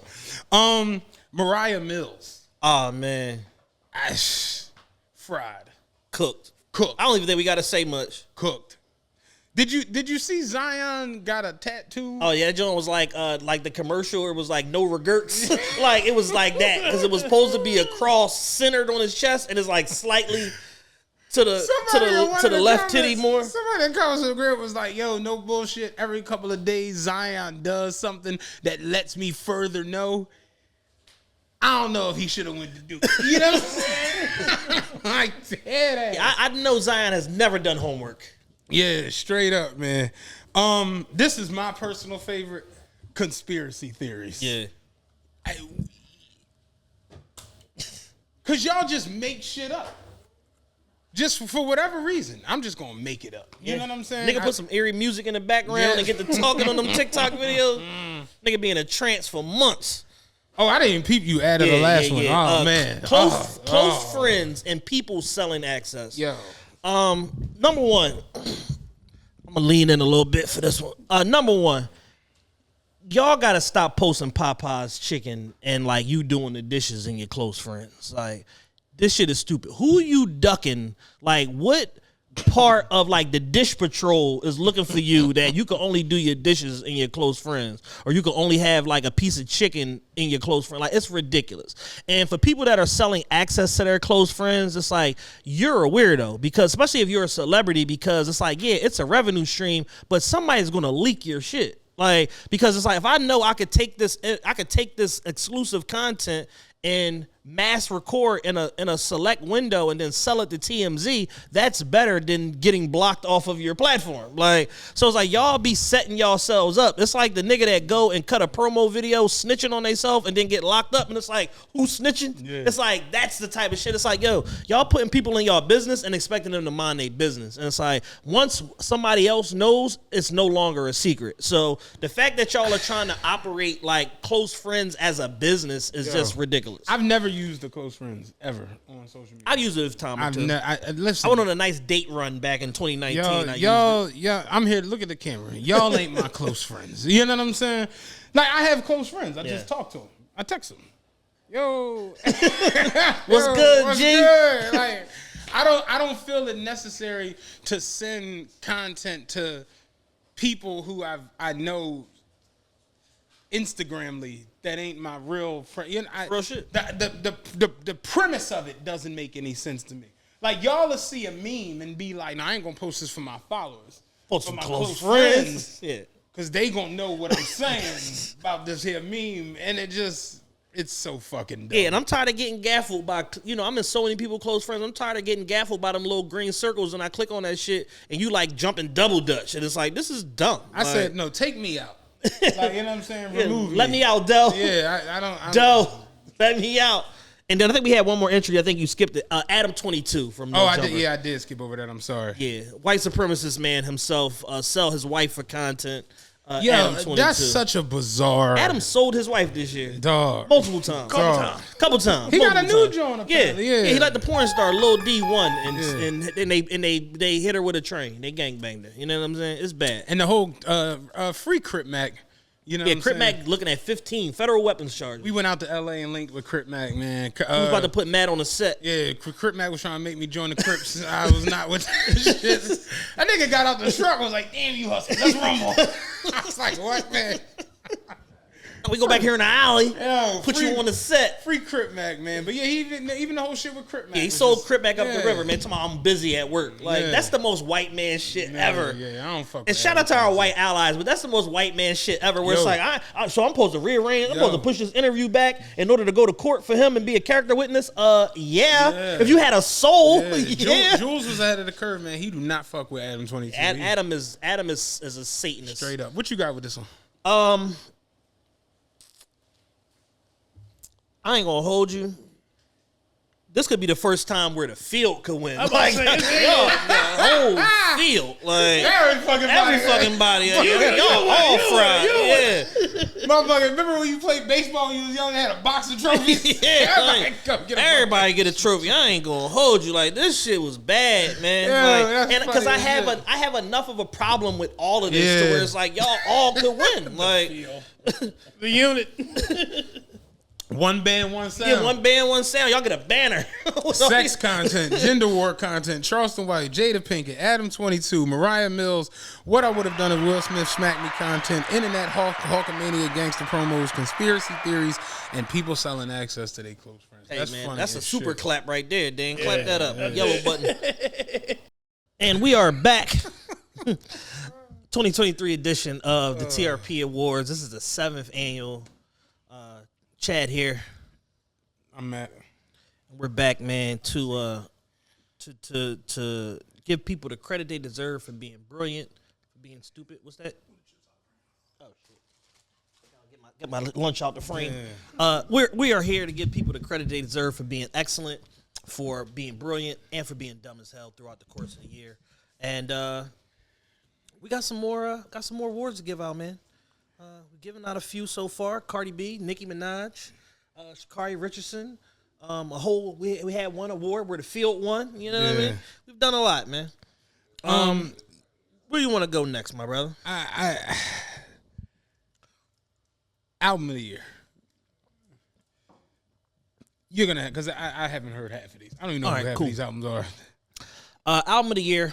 As y'all know, have seen past TRPE Awards shows, you know, we just go the whole field. We don't just go by category, whatever. We basically aggregate it down to all of the albums that we like, albums that y'all like, the albums that broke through, whether performed commercially, did something artistically, genre bending or whatever like that, and they all go in one category. So this is not rap album of the year, it's not R&B album of the year, it's not TikTok album of the year, just album of the year. Just some albums. V's Ganger. V's from Detroit, Michigan. He got ranked Rolling Stone's #2 rap album of the year, and he was also, I think, in the top 30, number 29 or something like that for all albums of the year. This album was an independent release through Empire Records, performed so well it led to him doing a partnership and then releasing a deluxe version of that same album with Warner Brothers.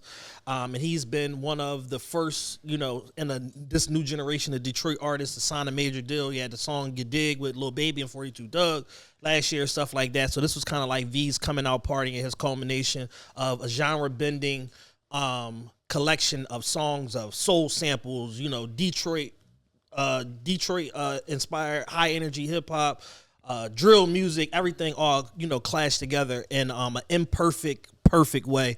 V's actually had one of his placements was on the Jay-Z year ending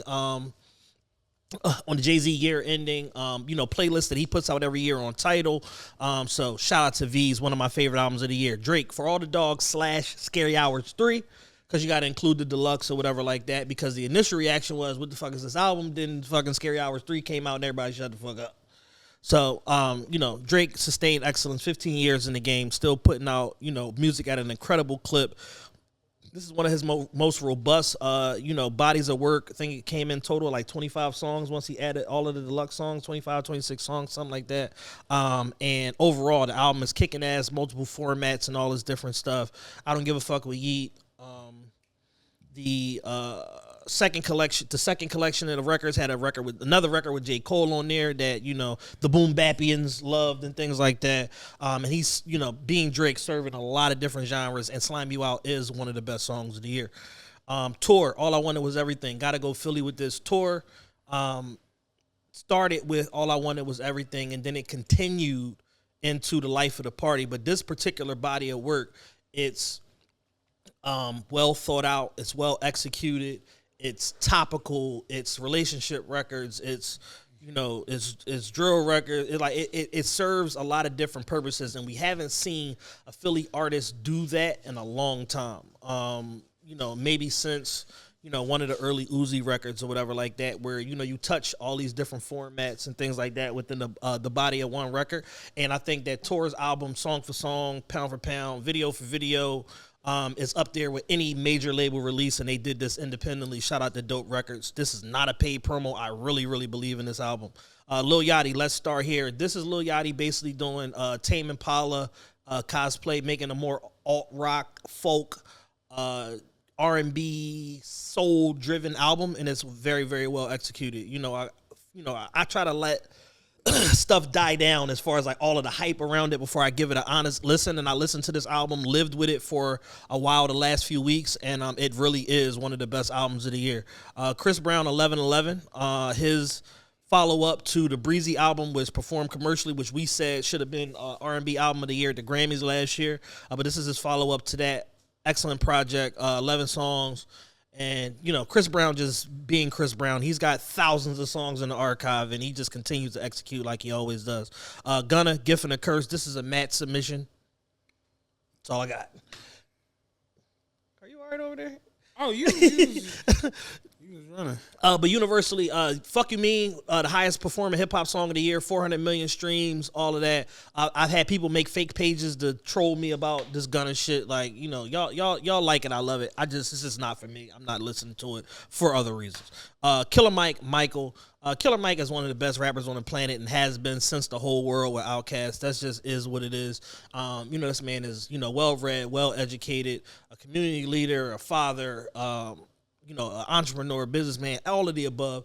And, he checks a lot of boxes, and they all come out in his music. And this album was no different than what he's done over the last, 10 years with Run the Jewels and, other solo projects and things like that. Killer Mike never disappoints in terms of, lyrical wizardry and well thought out adult contemporary hip hop.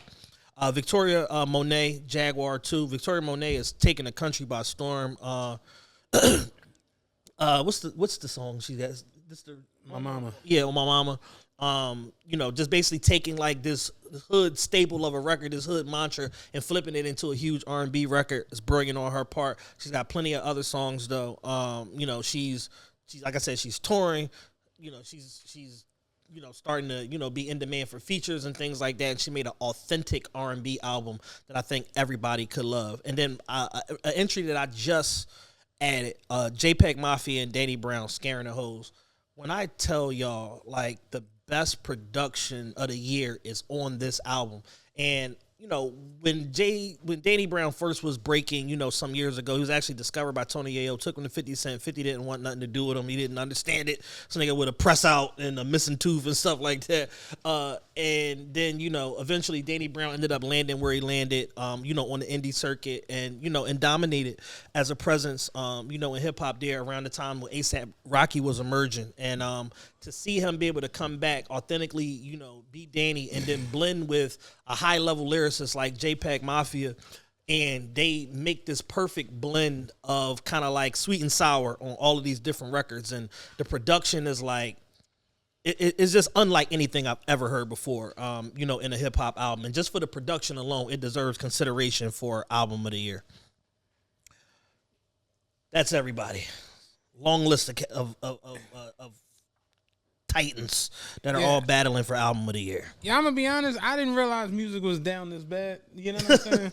Because I'll be honest. I've out of this list, I've listened to 3 of these albums. You know what I'm saying? Like, yeah. I'm never cutting on some of this shit just on the strength. The if I had to pick off of this list from what I've heard, it's For All the Dogs, Gift and a Curse, and the Killer Mike album. Like, I've started to get into the Nicki Minaj album. For All the Dogs. I skipped Nicki. Pink Friday too. I'm tripping. Yeah, I don't. You definitely skipped over that. Apologies, Queen. And I don't understand how you don't have Travis Scott on here, but you have Travis Scott later on when the Utopia. No, because That's that not this sales. year? That's sales driven though. His MVP stats and his music. No, I'm just saying. What shouldn't the album be on here? Though? No, No? it's not a good album. Oh, I thought you liked it. No, I like 4 songs. Oh no! I honestly, I thought you was like in love with the album or something. No, I'm giving Travis Scott his props for being a businessman. And but I and thought moving I just units. thought you was really into the Utopia album. No, my fault. It's not a good album. And that's what I mean. A lot of these albums, like The Gift and the Curse, John, you got to give Gunna. The reason I put it on there is because I give Gunna his props for being able to like get above all the nonsense Absolutely. and get an album out. And then, like you said, V's Ganger was Rolling Stone #2. He was Rolling Stone #1. So it's like you got to get a nigga credit. He definitely, for sure. He had the album of the year. Let Rolling Stone tell it. And that Fuck You Mean.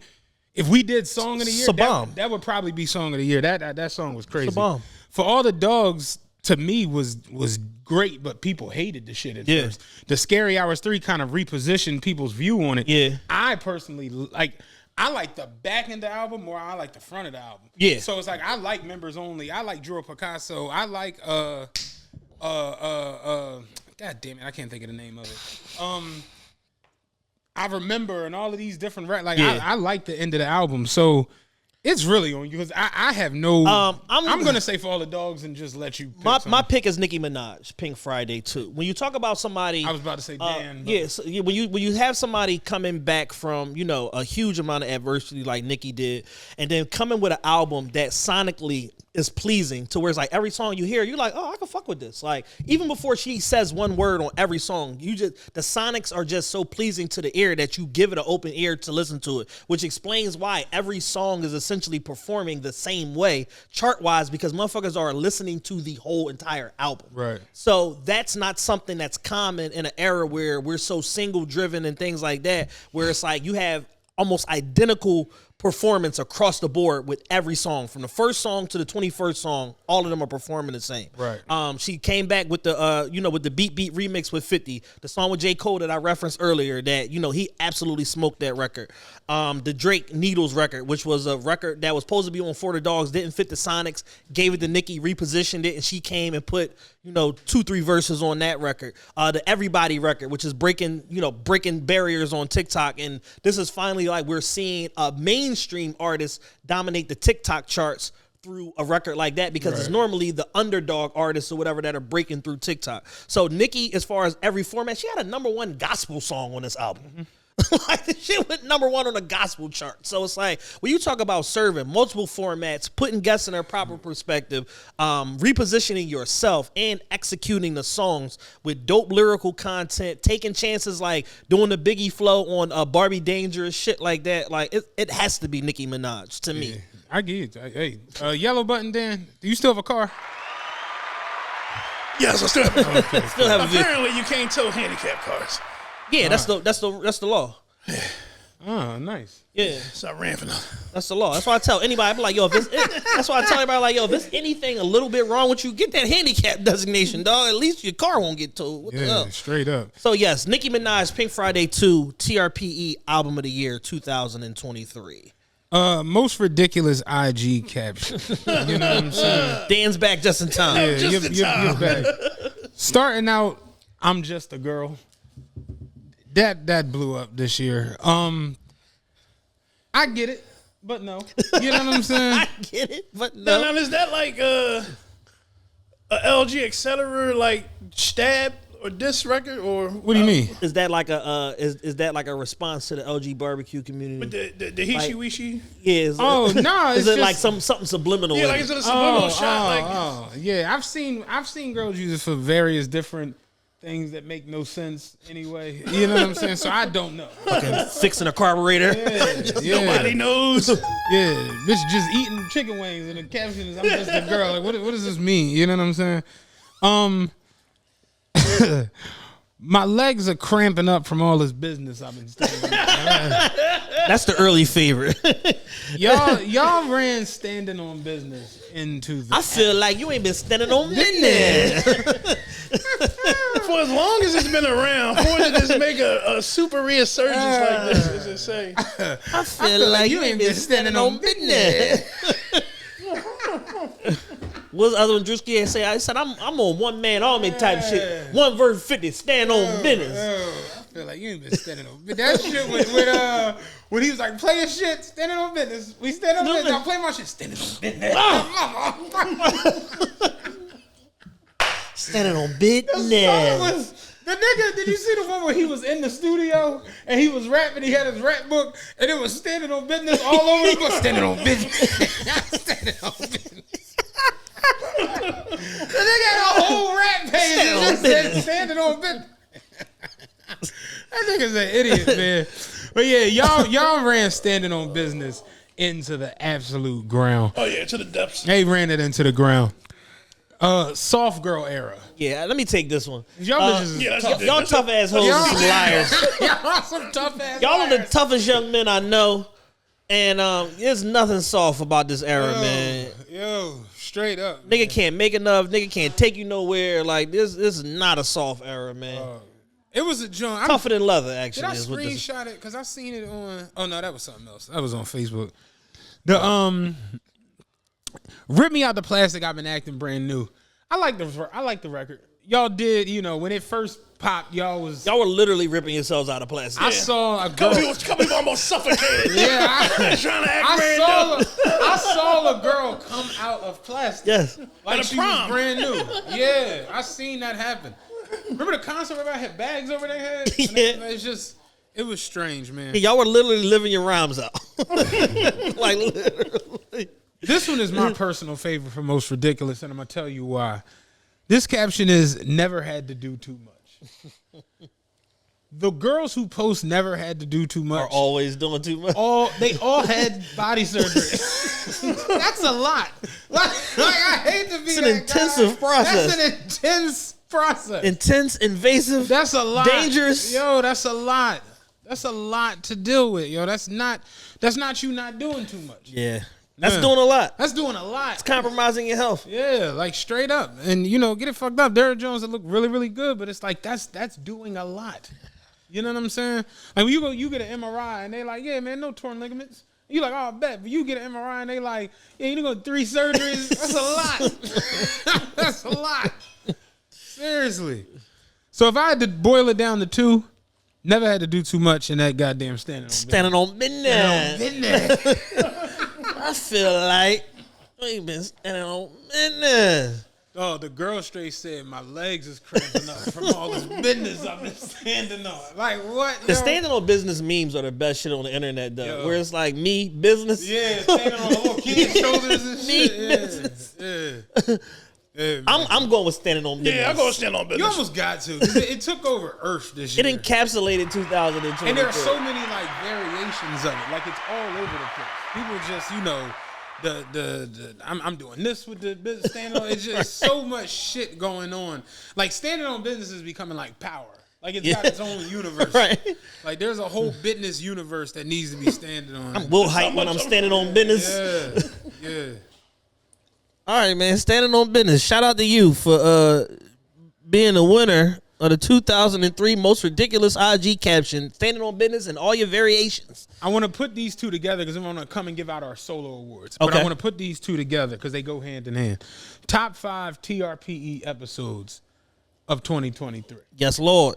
This is us being a little bit more serious in this moment. Dr. Umar's interview. Dr. Umar interview with TRPE was a bomb. It was a bomb. And it also set the trend of showing podcasters, not just radio people, because prior to us, he primarily did radio-based interviews. Showed podcasters that you can have a podcast conversation with Umar and it will ignite the internet. It almost never fails.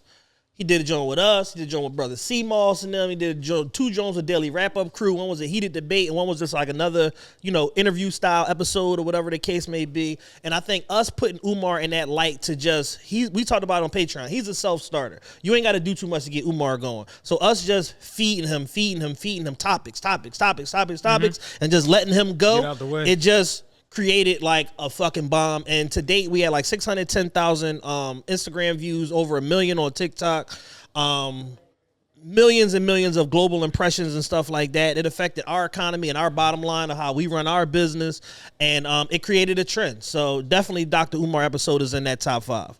The Smart interview. The Smart interview. Smart interview was dope because it almost didn't happen.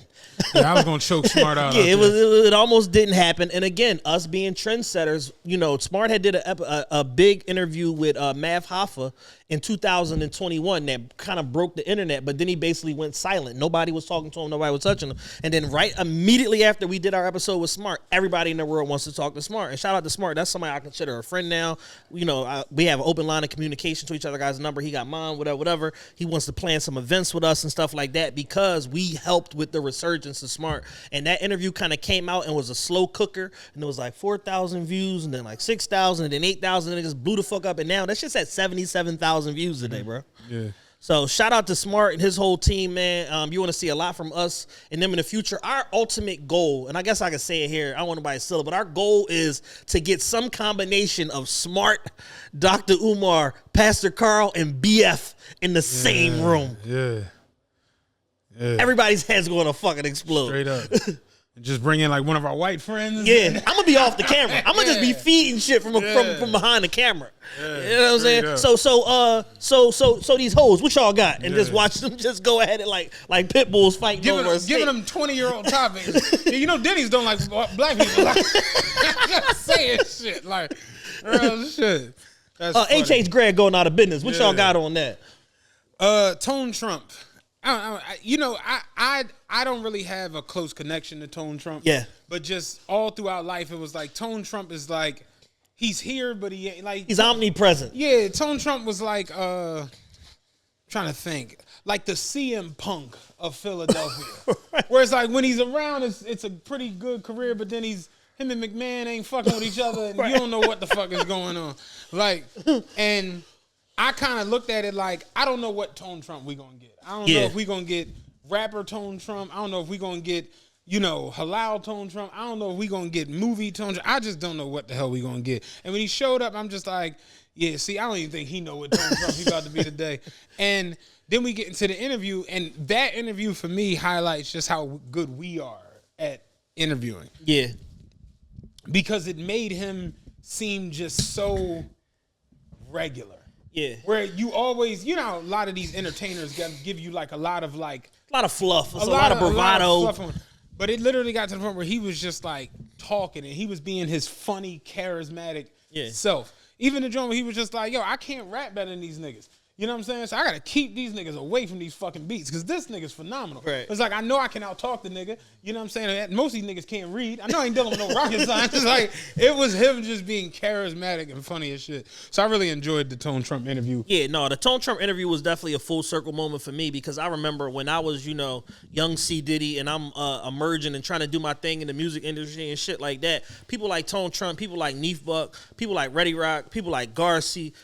These people all embraced me and saw the vision of what I was trying to do and wanted to be a part of this shit. And basically, looked at it as like, yo, you a nigga from Southwest, bounce back and forth between Southwest and West, whatever. You know who you know. We know a lot of the same people, whatever. You trying to basically put on for your side of the city at a time where it's like it wasn't really nothing shaking out of Southwest. And Tone Trump was somebody that always made himself available to me and shit like that. And over the time, we just forged a brotherhood and a relationship due to some shared values and a mutual disdain for a lot of the same people.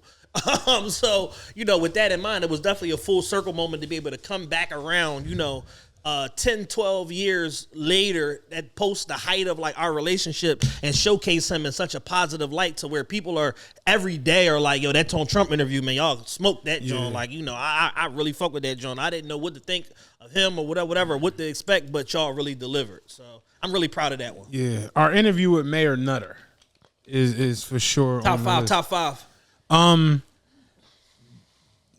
That's one of them ones where I didn't. Again, I look at the mayor of a big, large city, especially from when I was young, where it's like the mayor was just such a far out, like who even knows? How you become the mayor? Yeah, like who even knows this shit? And the part that I like the most in that interview is the fact that he always kind of had a stigma on him of being like disconnected, not really one of us. Mm-hmm. A bit of like a cornball and all these different things. Yeah. And then we met him that night we spoke about it at the live show, and it was hilarious how we spoke about how we met him and shit, because Kev was like, no, tell the real story. Yeah. And it's just like, all right, we didn't think we could tell it, but yeah.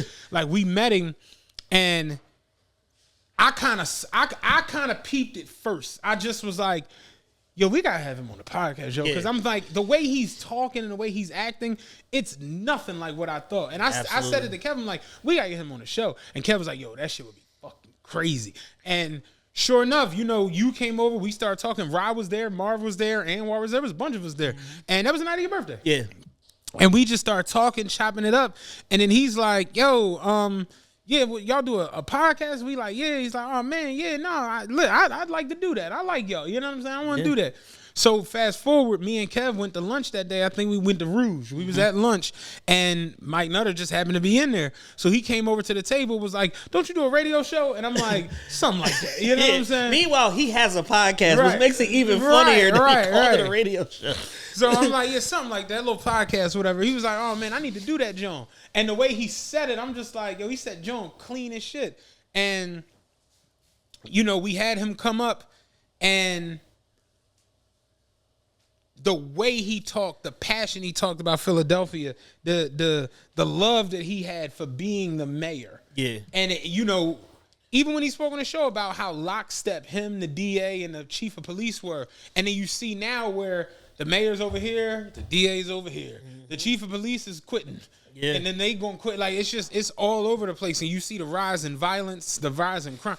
And you look back on it where it's like, for all the bullshit that we really had and we really like thought we had, we really did have like the best Philadelphia ever. Yes, we did. It was real shit. Like 06 to 2014, 15, that was the best time that you could go anywhere in the city. Shit was smooth. You could just be outside 3, 4 in the morning. I remember that shit. We used to just be outside everywhere. And now there's just looming presence of nastiness all over the place. And it wasn't that. And you heard in the way he talked and the energy that he talked for the people. That story he told about the little girl, he keeps the photo in his wallet and all these different things. And then when I started talking to older people who listened to the show, and they were like, yo, man, the way he was talking about, like, you know, the disco, the way he was talking about the Bynum brothers, the way he was talking about hanging out here and going to do, like, he's a real Philadelphia black man from West Philly. And to see older people enjoy listening to him, and then the people from our age range, like the millennials, like, yo, I had Mike Nutter all wrong. Yeah, I had Mike Nutter fucked up. I had him fucked up. Like, real shit. Real talk. And then Kev was like, afterwards, Kev was like, yo, I walked into the restaurant, and Mike is like, his nose is in the air. Like, yeah, he feeling it. People walking up to him like, oh, I heard you on TRPE. So I'm just like, yeah, no, the Mike Nutter joint was dope, man. Phenomenal. That was a good-ass interview. And then the final one for our top 5, Chad and Caicos. I think that every year when we're traveling, because the Middle East Matt and El Chato was another one, our travel blogs and how we cover our travel and stuff like that in such specific detail, where to go, what we did, where to stay away from, the nightlife experience, the bullshit you encounter on the bullshit trips. you encounter on the travel, like what's the flight was like, all of that stuff. I think that the way that we encapsulate that, we always have to include one of those episodes in our top 5 every year. And it was one of our most listened to, most viewed episodes of the year. And then honorable mention for a 2-part, which was DG and DA. Dave Edelman, Dave Gold from Philadelphia 76ers. Shout out to them. I'm wearing my merch today. Gave us two knockdown, drag out, amazing episodes for 2 totally different reasons. One was more so, you know, like business centric and about, like, you know, a profile of DA, and then the other one being more like about the full scope of the corporate citizenship and responsibility of HBSC and the Sixers as an organization and the things that they're doing, and you know, how we could bring light to that and, you know, work in tandem with them. So overall, I think those encapsulate the best 7 episodes, but you know, Umar, Smart, Tone Trump, Mayor Nutter, and then Chad and Caicos being the top 5 of 2023. Straight up. Feel free to leave a comment and let us know what y'all top 5 is if y'all disagree with that list. Oh, you don't want to pick one? You just want to do top 5? Yeah, just top 5. Oh, okay. Yeah, now that I'm reading it, I'm just like, oh, okay. Yeah, cool. I think that's the fairest way to do it. It's top 5, no order for me. They all, you know, it's kind of like your kids. They all mean something different for different reasons, but I think these 5 stood out above the remaining episodes we did for the whole year. Yeah, I like that because I was about to pick Man Nutter over all you niggas. But all right, yeah, I'm with that. All right, well, this one we can pick. We can pick. The top TRPE moment of the year. Yes, Lord. Steaming the Koofies. To this day, I have beef with 19 Keys. Yo, we have a problem. Like, you know what I'm saying? If I see 19 Keys tomorrow, man, it's gonna be one of these. Let me holler at you, bro. I'm still looking for the audio of Jim Jones saying I'm gonna smack the Koofy on me. I can't find it. It's so funny because it's like we were literally getting in the car to go to New York. We were literally like I had a foot in that we was going to New York, and these niggas sent the motherfucking email that said craziest email of all time. The craziest email of all time. He said Keys did a live show last night. You know, things got a little carried away, and he's not really trying to do any thinking today. Yeah. So we going to need to reschedule this interview. And we both just collectively came up with, what? Yeah, man, what? What does it all mean? Yeah, man, he don't what? feel like thinking Yeah, today. I still don't know what it means to this day. Nigga, what? I still don't know, man. You know what I'm saying? And we were so befuddled that we, like, you know how you just, like, you get so confused that you only got two options: is eat something or go to sleep. Yeah. Let's just get some food, man. Niggas was like, man, let's just go get some food, man. He's a ridiculous nigga, man. And we went to Rouge and was just like, remember the first 10 minutes we kind of just sat there like we weren't really, dazed in silence. We weren't really looking at the menus and shit. We was just kind of there. Hey, can I get you guys anything? Yeah, some understanding. Yeah, straight up. Let me get a large understanding. And then we came back and we recorded that show, and you just like, I want the same goddamn respect you give any fucking podcast, because what the fuck? We made a fucking commitment. We coming out the fucking city. Like, how the fuck? It's like, yo, if this was Good Morning America, y'all niggas would have been there prompt, on time, steaming the Koofy. Yes, he would have. Like, in the green room. Yo. Getting it down. Getting to it. Gotta put the still water in there. You gotta put the still water in the steamer. You know what I'm saying? Steaming the Koofies. That was legendary. Lizzo Papa Perk. Girl, what's up with that nana? Yo, man, straight up. That's one of the funniest laughs of the year. Lizzo with all her nonsense that went on. 200 porn channels not being enough. It's one of those if you had to be there to really get how ridiculous that is. One of my homies got the Fire Stick, and the new TV joint that they using has a new porn selection, and it's not 200 channels. The old one used to be 200. No, the old one used to be 600. 600, yeah. And the new one only has 200, and he had a meltdown about this shit. And we like, 200 porn channels not enough? Yeah. He like, no, because the pinky joint not on there. Like, it's mad channels that just ain't on there no more. He was pissed. You know what? I kind of agree with him now, right? All right. I gotta agree with him. I was on Pornhub. I was on page like 1172. I still was scrolling. So to that, I feel your pain. I feel your pain. Do you constantly need a new one, or do you have like favorites? I got like 5. That's my go-to. I got a good 7 or 8. But then other than that, like it just depends on how I feel. The day, You know what I'm saying? I want to burn out my 5. Like, you right. Because I know if I come across one of my 5, I'm going right to it. And then, I'm done. It's over. So I gotta be careful. Yo, you pick on one of your 5. It's over. 13 seconds. Before he was you knocked the fuck out. It's gonna take long. You know what I'm saying? Yo, where was you at? Forever. I was in a coma. Hibernating. Yo, that's funny as shit, man. Oh my God. The West Philly special. Do you remember how ridiculous this was? The West Philly special, for those who don't know, is the reverse bomb on the car. When they got the back windshield bombed the fucking, the front windshield bombed out, and the back windshield is clear for the car. I saw one of them. I was up in Willow Grove the other day on Friday, and a nigga had the reverse bomb in Willow Grove. The side windows in the front. I seen backing up parking, then I look, and then it's like the glare of sun came in. The back was clear as a motherfucker. You want to hear the funniest shit ever? I'm standing in front of Tasties, right? West Philly, 52nd Street. Of course. The nigga is flying down 52nd Street, flying in a show Taurus, the S.A. Joe Taurus, flying. As he's coming down, you can't. It looked like a suicide bomber because the front is bombed. It looked like a black piece of construction paper. Negative 10%. You can't see in the shit. Yeah, I'm on my tent matte black. He flies around everything because it was like a couple cars double parked. He flies around and goes fucking through the light, keeps going. The back windshield is so clear that you can see him perfectly. And the nigga looked like he had on a sombrero. He had on this big ass hat. Like one of them big Future hats. Like, yo, what the fuck? The front windshield was black than a motherfucker. And then he rode past and you could see directly in the back of the car. I fell out off of that shit, man. The West Philly special. And then LeBron has had 4 Hall of Fame careers. I'm not sure we have one clip that has done with that fucking clip. Absolutely not. It's well over 10 million, probably close to 20 million views now between all these different platforms. People have taken it, repurposed it, add their own individual flair and video to it and context to it and this and that. Like, the shit just won't go away. The most annoying part of it now is that I have people who send it to me all the time and be like, man, I know you be getting paid crazy off these royalties. Be like, what the fuck royalties? Yeah, ain't no royalties. What royalties could come from a clip that's on fucking social media? Yeah, Instagram don't even pay for reels no more. No, like what? So it's like, the money is gone. The well has run dry. Straight up. And TikTok partner program is some bullshit. Straight up. You gotta damn near pass a Homeland Security check to get on the TikTok partner program. So what you got out of this?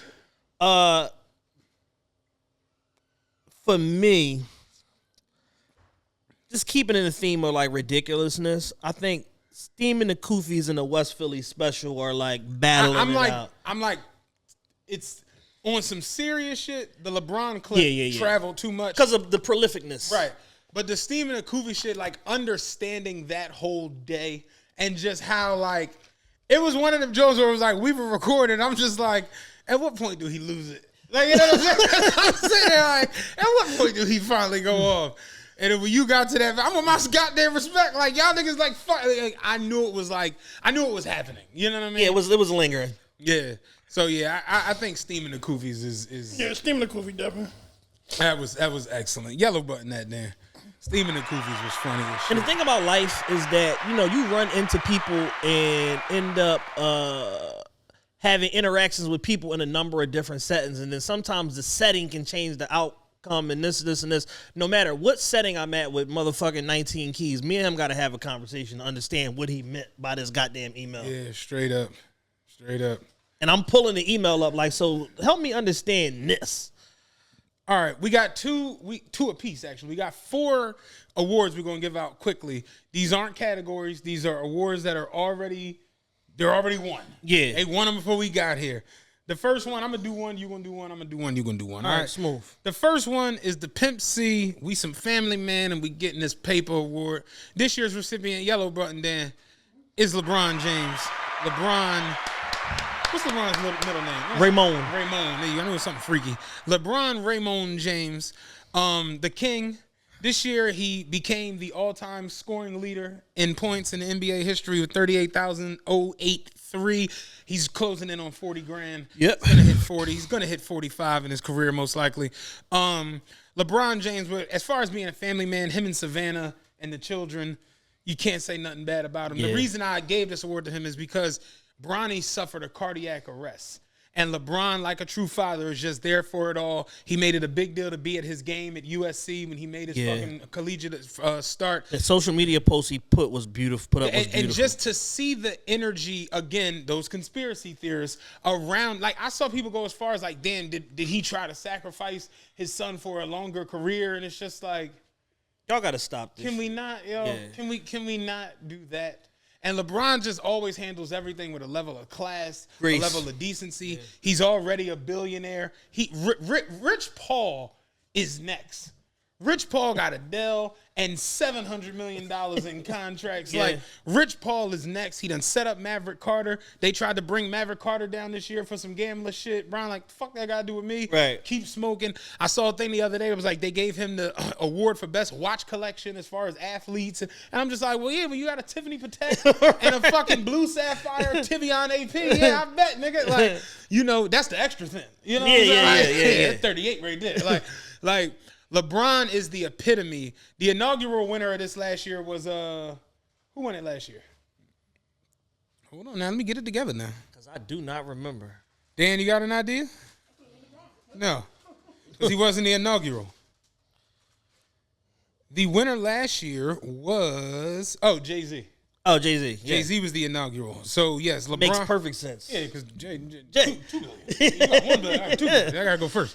You know what I'm saying? But, yeah, shout out to LeBron James for just always being a leader when it comes to being a man, Yes, basketball player, entrepreneur, billionaire, father, husband. He's just... He's that. You know what I'm saying? He's that nigga. He's earned that. Yes, he is. I don't deal with the LeBron hatred. Y'all know I'm a Bron fan. And what can you say bad about the guy? When it comes to getting this paper and being a family man, no one personifies Real that. quick, before we move on from LeBron, please tell me you saw the video of him doing the handshakes backstage with all the players. Dog. The nigga got the Hachimura and started chopping it. Say, yo. They said he need to go to La sensitivity training. That shit was hilarious, man. But yeah, man, Bron is just he's that. How could you hate on him? You're up. I'm up, baby. Let's go. The Lifetime Finesser Award. I knew that's what you was going to. The Lifetime Finesser Award goes to a gentleman who You know what popped into my head? I know what you. The nigga who was imitating Yes, teeth kept falling out of his mouth. He said, "We got the man to beat pickles." He pulled the pickles. I don't know who the fuck that nigga was. Yeah, the nigga Jeremy from Detroit. Listen, the teeth kept falling out of his mouth. He said, "We got man to beat pickles." Oh my God, man! In the last year, discovering that the artist formerly known as Master P, because he's just Percy Miller now. Yeah. It's like Suge Knight. Yeah, you just married. Yeah. You don't deserve that nickname. Yeah. Finding out the artist formerly known as Master P squandered away the No Limit catalog where he don't own none of that shit. Finding out that he's basically been running a Ponzi scheme on his family where it's all money in one pot in order to try to maintain some sort of lifestyle or whatever, perception for Instagram. Finding out from Whack 100 that Master P doesn't have any furniture in his house.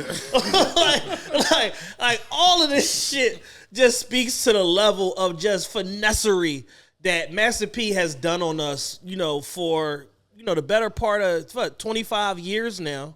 And it needs to stop. It needs to end. I've gone on the record that I'm tired of Percy. I'm tired of Master P. You know that? Come here. Say something else. I'm in the music. I'm not the music here. I'm in the product business. Master Pick. I'm in the product business. Master Pick. You know what I'm saying? You know what I'm saying? Yeah. So let me tell you one more time, man.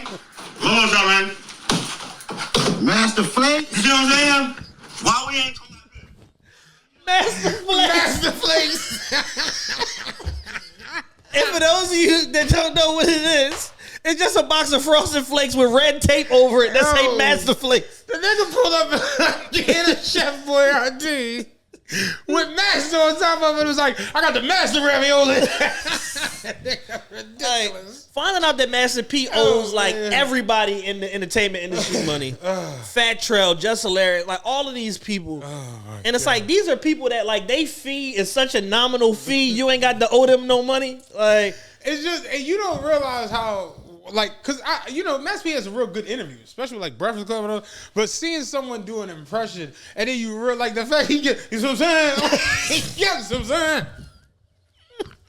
That's one of the funniest impressions I've ever seen in my life. But yeah, man, Master Pickles. Master Pickles. He said, "Oh no, I'm in the product business.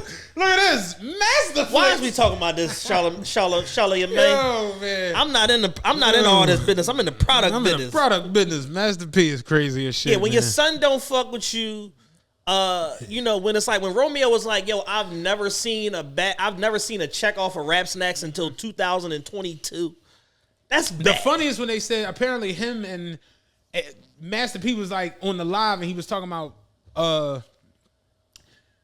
C Murder as far as getting out or getting a appeal. C Murder don't fuck with you either. That's and they were saying how Master P was on the live basically Yeah, can't nothing be done. I already tried that. They can't nothing be done. And then Monica and Kim Kardashian apparently were stepping in or whatever. And they was like Master P talking to Monica and Kim K and all their lawyers. It was Monique like, since you got your degree and you know it fucking I was like, yo, what, man? That's what I'm saying. Master P's a fuck nigga. You know what I'm saying? And it's like, you know, leaving your brother for dead, you know, in prison because you mad about his decision making or whatever, when all the overwhelming evidence points to he didn't even do this shit. He did a lot of other shit. Mm-hmm. The one that he locked up for the elbow, he didn't even do that shit. He got railroaded and all of that. Your son don't fuck with you. You owe a lot of people money. You know, fucking Meek Mill said that what you said to him about him was cap. About telling him, I told Meek Mill don't sign with Rick Ross. I told him I had a whole better situation for him. Yeah. Meek like, that's cap. So it's just like, yo, you just revealed yourself to be a cap ass nigga, and eventually, you know, you had a great run. You had a 23-year run. But the last few years, man, you've just revealed yourself to just be completely incompetent, squandered away, you know, your bread and butter, your main company, your intellectual property. The thing that you fought for so hard was your catalog. You lost that because you wasn't paying people royalties. It's sad. What? Yeah, man. What happened to Death Row, No Limit, Rockefeller, Bad Boy? Yeah. It just like Beatrice and Slim, the last one standing. Beatrice and Slim, the only ones with no office. Mm-hmm. Niggas beat y'all had towers. Yep, operating out of a motherfucking a Hilton conference room. Straight up. I faction the morning, Playboy. They got the little business center down here in this homestead. They got the business center down in the lobby. I faction in the morning. It's gonna be 34 pages, Playboy, cover page included. Make sure you receive that, sign that, send that back. He at the desk at the fucking hotel. How much it cost send out a fax from old machine over here, Playboy? 34 pages. Yeah, 34. Was it 15 cents page? I'm in the just for you quote me a rate, Playboy. I'm in the executive suite. Remember, I'm upstairs in the presidential one. I got the P and I got the VP. Birdman and Slim outlasted everybody with no office, dog. Crazy to see with Death Row and No Limit, all these different things, all these changes, all these sales. Death Row on his 19th owner, and it's the same 4 people owning it over and over. Like, you wanted this money? This shit back to Harry-O. You wanted this money? Yeah, nigga, give it to me. Like, real shit, man. I don't know what the hell happened. Like, all of these entities we thought were like juggernauts. Well, they were juggernauts. Let's not say that we thought, but they were. No Limit was a juggernaut. They were a juggernaut. And then I remember thinking like, yo, these niggas, they dropped 50 albums this year and all of them went gold or platinum. God damn, these niggas is crushing it. Then you read the article, be like, Master P bought all of them. You're like, all right, wait a minute. Damn, that don't make a lot of sense. Why all? Because if you bought all the albums, that means that the people don't got them. So like, yo, man. It was crazy. Yeah, Master P literally lost control of his company because he over leveraged it on bad bets on fucking quarterly units sold for No Limit. And he just basically took all of this money and they was like, yo, if you take this $40 million and it don't go the way that you say it go, you know we own. Man, you ain't got to worry about that. You know what I'm saying? Man, listen. Mercedes, Mystical, motherfucking Fiend and Mystical album. Mr. Serve On, that's my Tupac right there. Yeah. C Murder, True, Silk and Mystical together, the EP. Yeah. It ain't my fault, the EP, the remixes.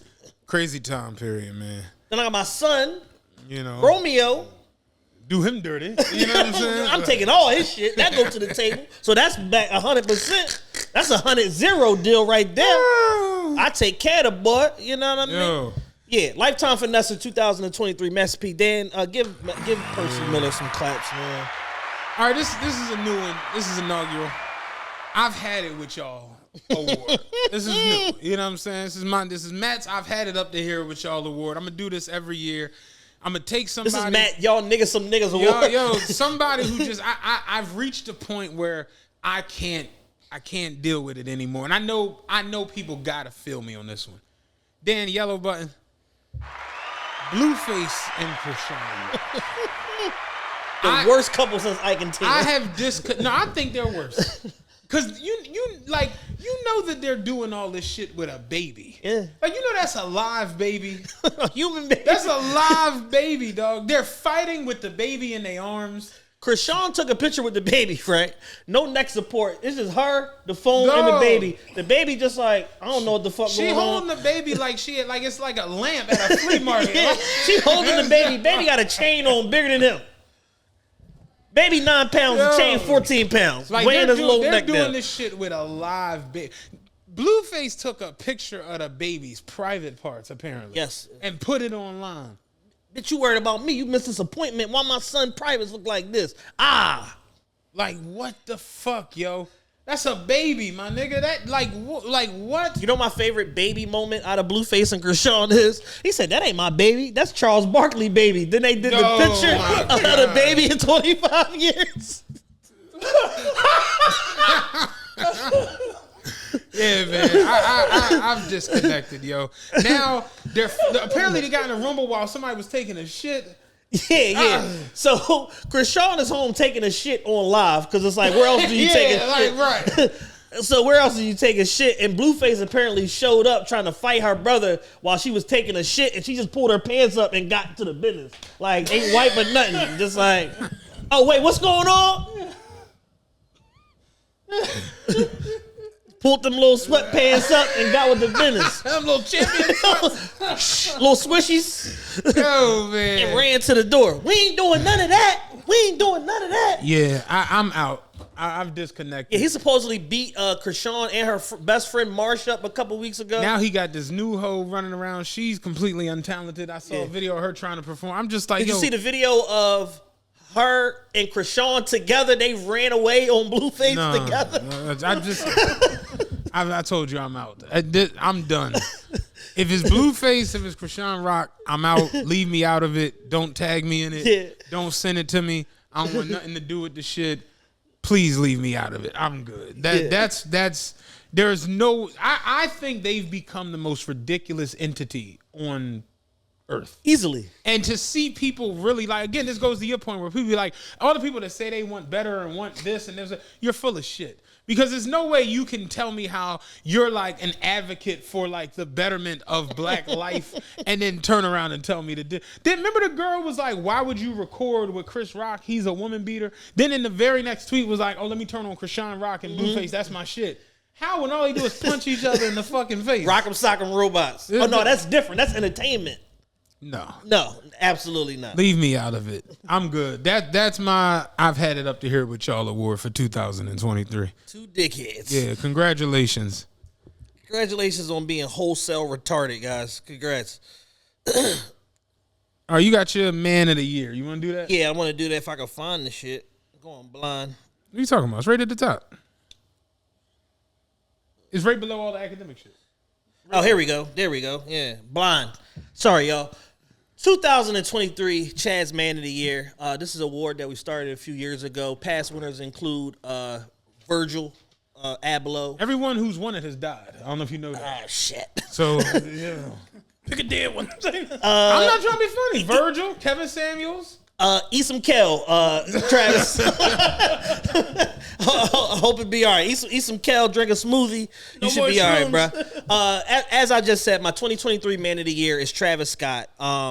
Travis Scott this year has broken a lot of barriers, done a lot of phenomenal things, and it actually started at the end of 2022 and then carried into 23. And this is somebody that absolutely kicked 2023's ass in a year where I think a lot of us are less like, what the fuck is going on, bruh? Oh, no, you gave it to Kyrie Irving one year. Okay, Kyrie alive. And he ain't get the vax. Shout out to Kyrie, my nigga. But the other two. Out of here. Kick the bucket. In short order, too.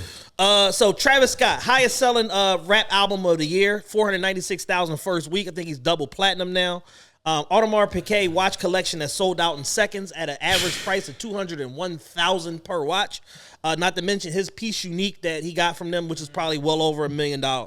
Sold out Utopia tour where he's on tour right now. He's performing Fiend upwards of 10 to 25 times a night, and people are just ratcheting up. And we haven't seen nothing like that since Watch the Throne tour with Niggas in Paris, of just somebody just repeatedly performing a song over and over and over again, and then the reaction just getting crazier and crazier every time.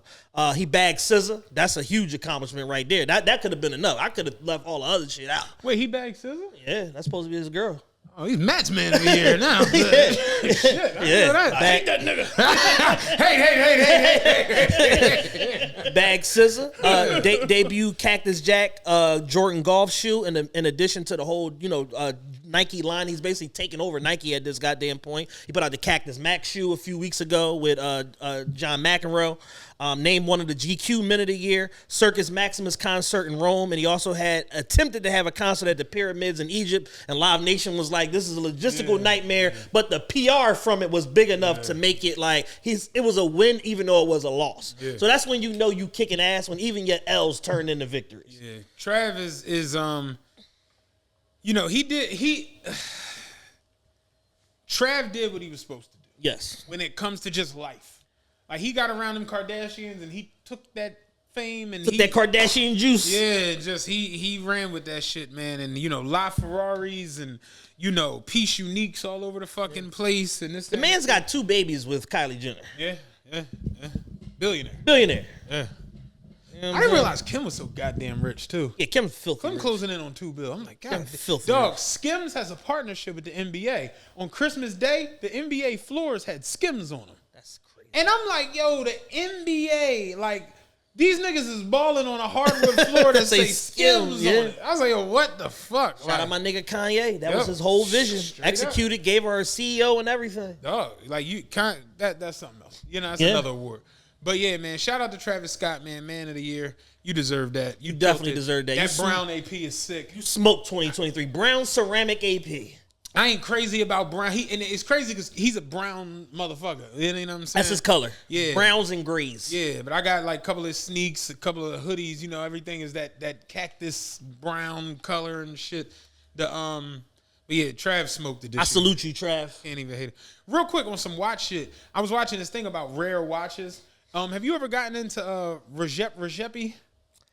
A little bit. You ever heard that name? Yeah, a little bit. I'm familiar with it. Apparently, only one of his watches has ever made it onto the secondary market.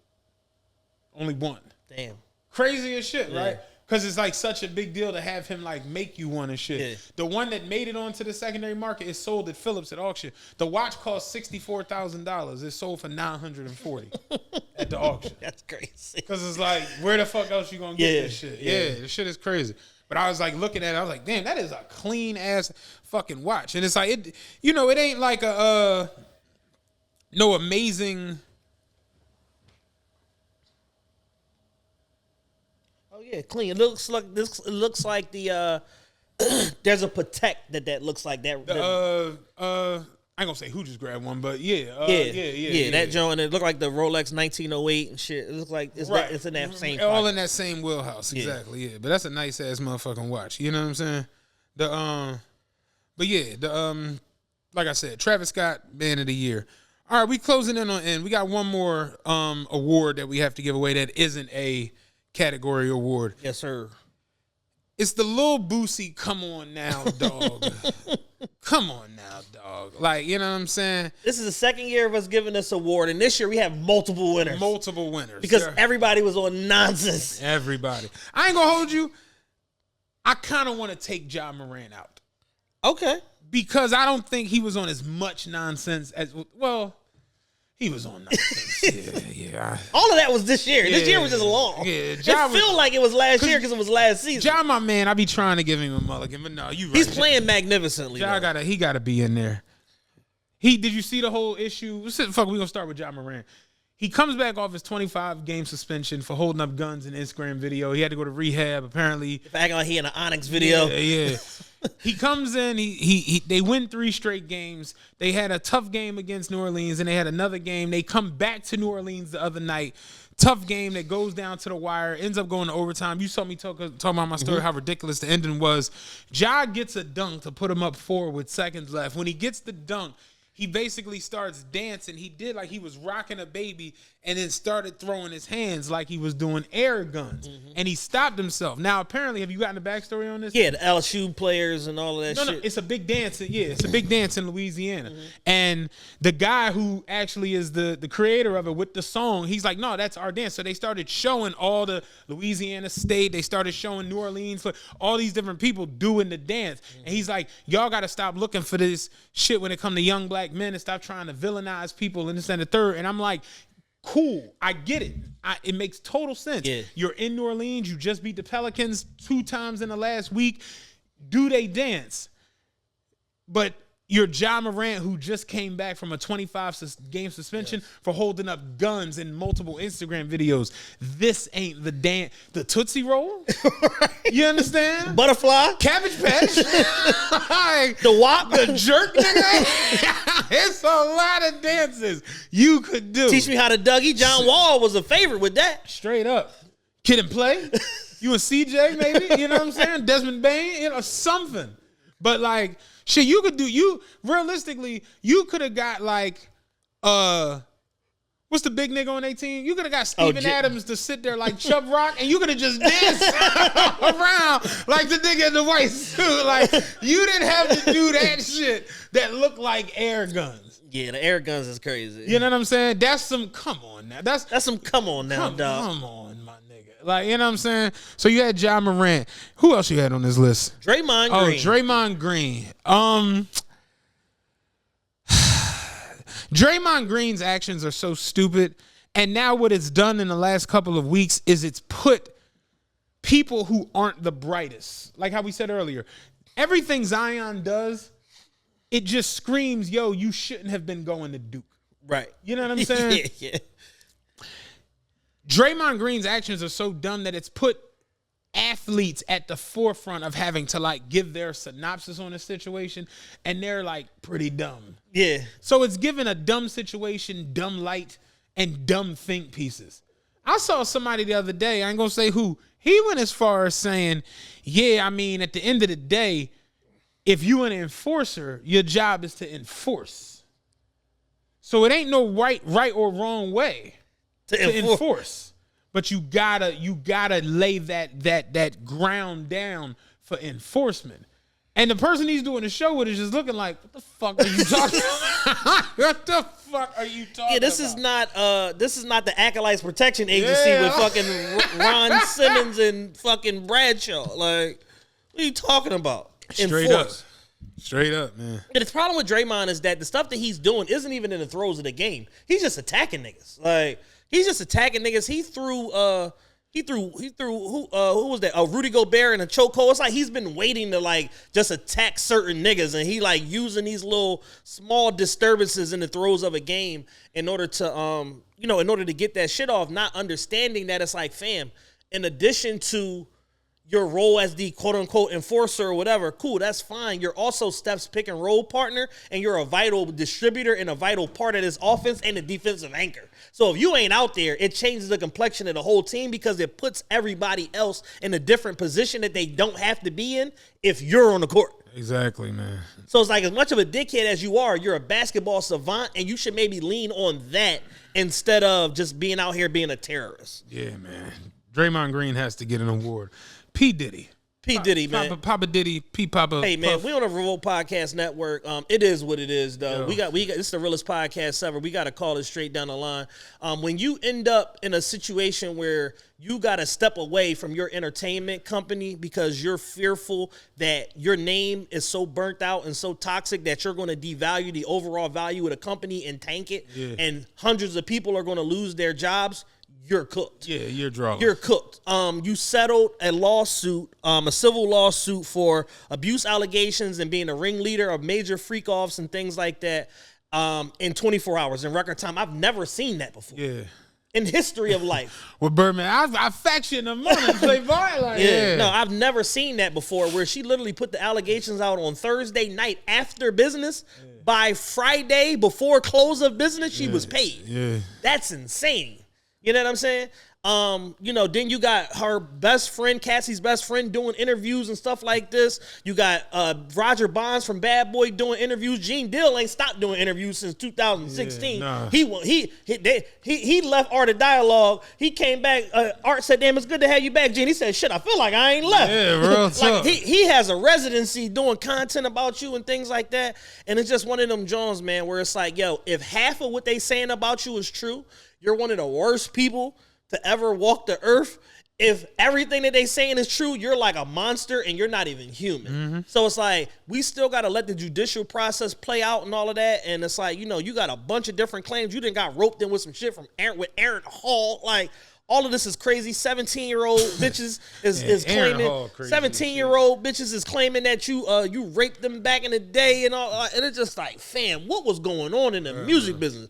And unfortunately, you have been made to be a kind of like a Trojan horse for the rest of the music industry and the entertainment industry to get its reckoning. Because the music industry in spots had like little Me Too allegations and stuff like that, but yours has made it to where it's like, oh man, if we could charge him, then we could just put charges on everybody. Straight and that's exactly what happened. Yeah, man. Straight up. Puffy earned that. You earned that. And then finally, Lizzo and her banana scandal. Lizzo taking bitches to freak shows and stuff like that in Amsterdam. They had a closed door meeting. Hey, Lizzo, listen, right? I was really uncomfortable the other day what happened. Lizzo said, all right, cool, ain't no problem, I understand. I don't want to make you feel uncomfortable what I'm going on. But we going out tonight. We have a little team building exercise. Took them back to the same spot. Lizzo, got you, bitch. They got the double X bananas tonight, ho. You think you getting out of this bananas if you want to. My homegirl was like, I love when you say it, so I'm going to go and say it. They done got me again. Got me again. That shit real, man. Lizzo is crazy. Yeah, man. Straight up. Can I add a person to Lizzo got Made in America canceled. Yeah. She was a headliner. Like Rudy Gobert canceling the league. Canceled the league. Yeah. Got Made in America canceled. Straight up, dog. Yeah, Made in America definitely got the fuck on Fuck out the of whole economy up of the city of Philadelphia in 2023. Lizzo is crazy. She's a wild girl. You hear me? Fuck the whole economy up. Can I add a person to this list? Oh, come on, man. Listen. Tasha K. Oh, man. Dog. If getting burnt on a hot stove was a person, it's your stove. This your fucking kitchen. Don't go over there. No. I got burnt. It's funny as shit. My dad got a video of me. I was like 6 or 7 years old. But we was out on the deck in the back. We was having a cookout. And I got too close to the grill. Yeah. And you hear my mom like, don't get close to the grill. You get burned. But I was being a kid playing. And then sure enough, you see me like get close enough to the grill and it caught my arm. And you hear my mom in the background like, oh my God. And literally my dad turned the camera and I'm just standing there like this. And you hear him like, uh-huh. And I'm like, yo, that was the 80s. Like when you get hurt, your parents laugh at you. But you hear him behind the camera like, uh-huh. And then you see me just like with the stupid face. Yeah. Rest of the day, I ain't come nowhere near them steps on that fucking porch. But it's like, yeah, dog, you burned yourself again in the name of some bullshit. And I'm gonna just keep it a buck with y'all. And these, again, content over everything. That's something else that needs to go on and get the fuck out of here list. The content over everything shit is so bananas because it's like, y'all will say fuck it and throw caution to the wind. For the sake of legalities, some clicks, everything. For the sake of some clicks today, and when I seen the headline, Kevin Hart, former assistant, exposed, I'm like, what the fuck? Kevin Hart is a billionaire. Yeah.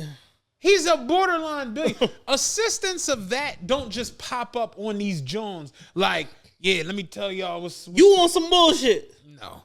Will Smith fucking said like y'all have Brother Bilal. Y'all have gotten weird as shit over these last couple of months in the name of I'm trying to sell a book. I'm here to tell you it didn't work for Jaden Pinkett. We didn't give no one gives a fuck after a while. Her book was like number 19 on the bestseller. You know why? Like let's be real here. You know why Dennis Rodman went number 1 and Howard Stern went number 1 and all these tell-alls from the 90s went number 1? There was nowhere else to read this shit. Exactly. We got the internet, dummy. We see this shit all fucking day. The internet, dummy. Think about it. What the fuck is you about to open the book and see that you didn't see already from Jada and Pac and Will and everybody? Yeah, y'all don't even know how to do the book press run and tease the book. Y'all just go on here and tell the book. You had to read the Dennis Rodman book to find out about Dennis Rodman and his mom in Oak Cliff and what went on here. And you didn't know. But there are 98... no bullshit. I went down a Bernie Madoff rabbit hole last week. There are 17 different Bernie Madoff documentaries. Do you know how many movies there are? Think about how crazy this is. Richard Dreyfuss as Bernie Madoff on the ABC miniseries. They got Bernie Madoff, The Monster of Wall Street, in which that's a Netflix joint. Yeah. Robert De Niro Niro is on Bernie. HBO. I'm like, yo, it's 90 different Bernie Madoff movies. Yeah. So I don't need to read the Bernie Madoff book. Yeah. And I don't think people understand that nowadays. Like, y'all want to sit and do these dumbass interviews with these dumbass fucking platforms. And it's like, yo, all you doing is fucking yourself over and opening yourself up for fucking legal litigation. That's it. So it's like to see her again where it's like, you didn't learn your lesson with the Cardi shit. At all. At all, you didn't learn to where you gotta hide money and hide the shit with the husband and all this bullshit. Cardi B just filed a grievance with the Department of Justice to put additional infractions against her in order to try to take possession of her home. And apparently Kevin Hart is supposed to be suing her now. Yeah. Since something. Yeah, she's got named in a co-extortion joint because basically her and the girl went to Kevin Hart and said, if you don't pay $250,000 or whatever like that, then I'm doing this interview and we want to expose you and blah blah blah and all the shit you've been doing. Kevin Hart said, "Cool, run it." And then immediately, as soon as the shit came out, he went to the fucking FBI. Yo, man, silly as shit. I watched a joint the other day about Hulk Hogan with Gawker when they went to meet the lawyer and shit. The lawyer, the motherfucker who met from Hogan's people had a wire on, and the lawyer boy didn't even know. And he was like, when he figured it out, he was like, yeah, they agreed to selling the 3 pornos for $300,000. It was like literally he handed him the $300,000, and the FBI came through the wall in the hotel room next door. Like, yo, man, straight up. But yeah, that's what I wanted to add was Tasha K. And then after that, you got H.M. What's that? Honorable mention. Oh, I was about to say H&M did some bullshit. Yeah, no, honorable mention for my man Ish Antoine from the Joe Budden podcast against Dr. Umar. Yeah. I have never seen somebody get cooked so many times in so many seconds in so many clips. I bet you never been called a bitch that many times that fast in that many seconds. I've never seen it. I hope I never see it again. Imagine if it really was that ridiculous, yo. I've never seen it. I hope to never see it again. And it's like, damn, when I realized what happened, I said, damn, this nigga Ish like did some like dumb, brilliant shit where it's like he made himself the main character.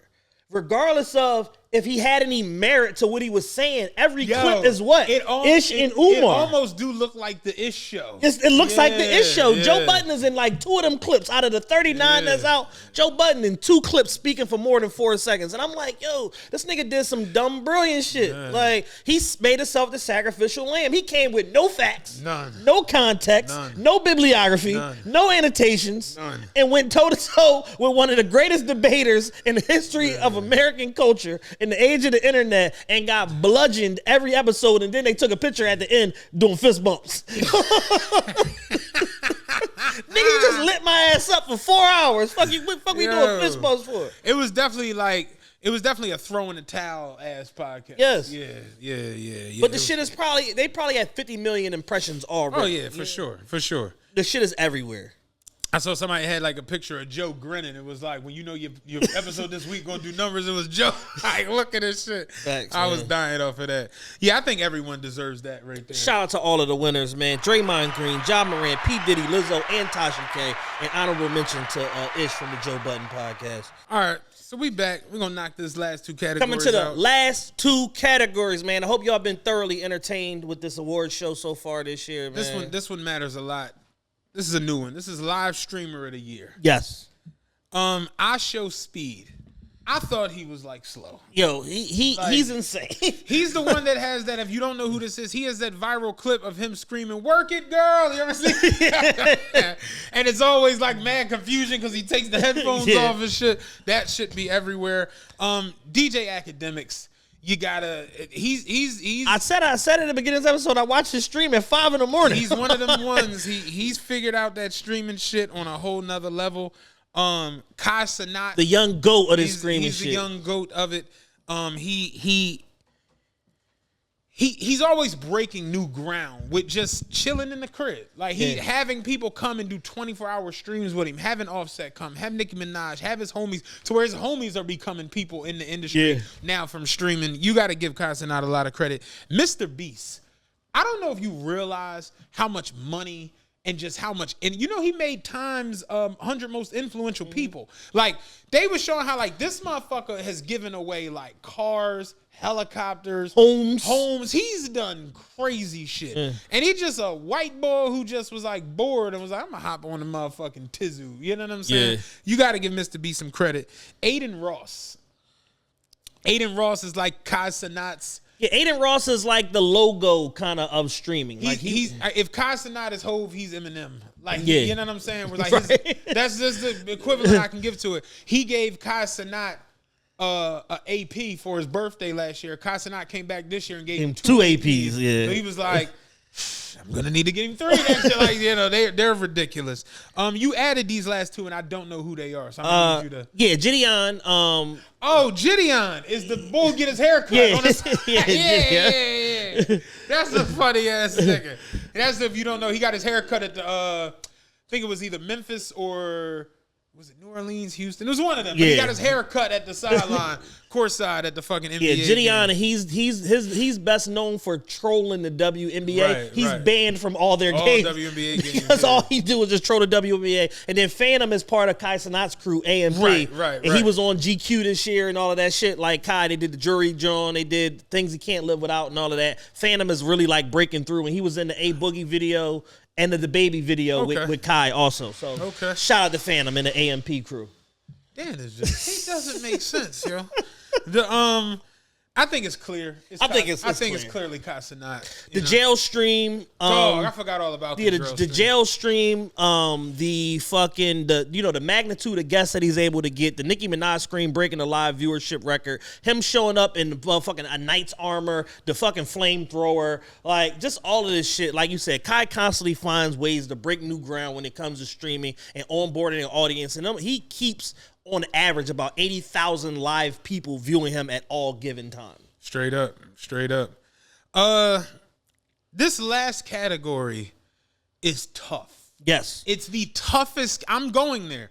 It's the toughest category. Well, list of nominees we've had for a category, I think, in the history of this show. Indeed. Because while 2023 was terrible, for like 8 people, the shit they was all kicked ass. For like 8 people, kicked massive these ass. motherfuckers couldn't miss, man. They could not miss. So I'm gonna start this shit off, man, and I'm gonna do this. MVP of 2023. Final TRPE award we giving out, baby. Why the fuck? Okay, never mind. Sexyy Red. Yes. Like love, hate or despise the woman, she absolutely obliterated 2023.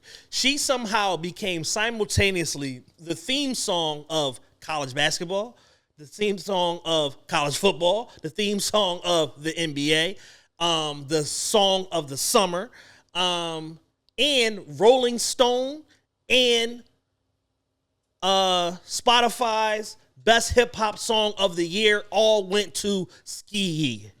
And Sexyy Red in 2023, along with also women like Big Boss Vet and then the other girl, I forget her name.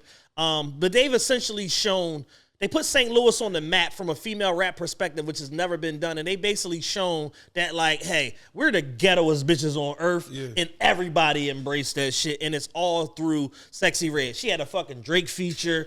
She popped out on a couple of the tour dates. She had a tour with Moneybagg Yo. Sexyy Red came out as one, like, the host of the Penn State game. Like the fairy godmother. The Nittany Lions. Yeah. Like, then she came back and was there for Monday Night Football with the Jets. Like, just all types of crazy shit that she was doing. And just absolutely obliterating everything and kicking ass, man. And Sexyy Red has, embodied bodying 2023. And it's like, yo, whether you agree with the lyrical content or the imagery, whatever, it doesn't matter because she's already out of here. Travis Scott. So like I said, I gave Travis Scott our Man of the Year, but his consideration for qualification for MVP of 2023 is the same as his consideration and qualification for MVP. He's broken a lot of barriers in and outside of music. He basically, claimed his career back after the Astroworld tragedy and everything like that. And now he stands today as, one of the most successful people in all of the music business, but also one of the most influential creators in fashion, watches, and beyond. Drake. I think Drake is self-explanatory. You had the sold out tour. What was the name of this fucking tour? This go around. Wasn't this? For All the Dogs, right? No, because For All the Dogs wasn't out yet. He was already touring before the album even came out. Oh, the shit where he wore the butcher outfit. Yeah. What the fuck is it called? I can't think of the shit. Hold on. Yeah, so Drake had a phenomenal sold-out tour. He's actually about to start the second leg of the tour called the Big As The What Tour with him and J. Cole going to all of the B markets and the college towns and all. It's all a blur. It's all a blur. I literally so pulled sold it up. out. It's all a blur tour. Already the most successful hip-hop tour in the history of music, and he's still adding dates to it. So he's about to go to, like I said, to all of the B markets, secondary markets, and all of that shit, and finish kicking ass on the music industry. With that #1 album and For All the Dogs, silence all of the critics and all the boom bappians. With the Scary Hours 3 release, rapping the production, fucking Overcast, Alchemist, Conductor Williams, just crazy shit. And Drake is Drake. Nas has been on what people have been calling one of the best 6 album runs in history. I have a rundown I wanted to speak on Okay. for Nas. This is Nas 2023. He sold out concert at Madison Square Garden for King's Disease. He teamed up with Wu-Tang and did the NY State of Mind 2 tour. Nas and Hennessy unveiled their limited edition one-of-a-kind Hen Nas C, that we got from DJ Boogie. Shout out to A Boogie. He did a surprise album in Magic 2. Supreme Team was nominated for an Emmy for Outstanding Crime and Justice Documentary category. He produced Hip Hop 50 Live, the largest hip hop concert of 2023 at Yankee Stadium. He released Magic 3. He launches the Paid in Full Foundation to offer financial support and health insurance for hip hop pioneers. His media company, Mass Appeal, releases All Up in the Biz and Welcome to Rap City documentaries. Mass Appeal announces concert the Outkast Concrete Jungle 25th anniversary statue, and then he received he got nominated for King's Disease 3 for Best Rap Album. Right. Nas had a hell of a year. You know what I'm saying? Man. Salute Nas, man. Straight up. Who else was on this goddamn list? Netflix. Oh, let me show you this shit from Netflix. This is why I put them the fuck on here. Netflix, when I read this shit, I was like, God damn.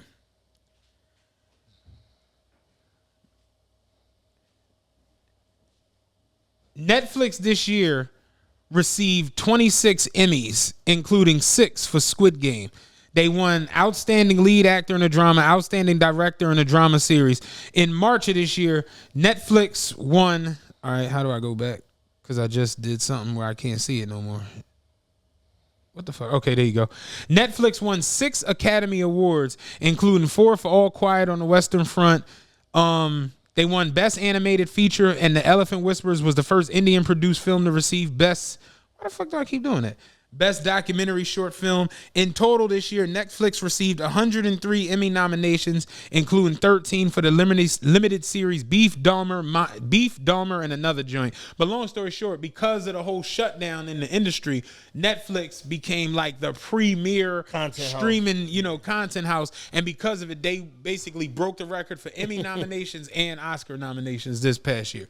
So I was like, Netflix had to be on there. Keith Lee. This is my pick. Keith Lee reset what the fuck we think of when we think of food critic. Yes. He changed the whole game. He went on an 8-city tour, that still has you niggas up in arms. He released the joint yesterday. He went to 8 cities. He ranked them in order of what the fuck the cities was. He said number 1 was New Orleans, number 2 was Chicago, number 3 was Houston. No, number 2 was Houston. 3 was Chicago. Number 3 was Chicago. Number 4 was Vegas. Number 5 was LA, I believe. Number 6 was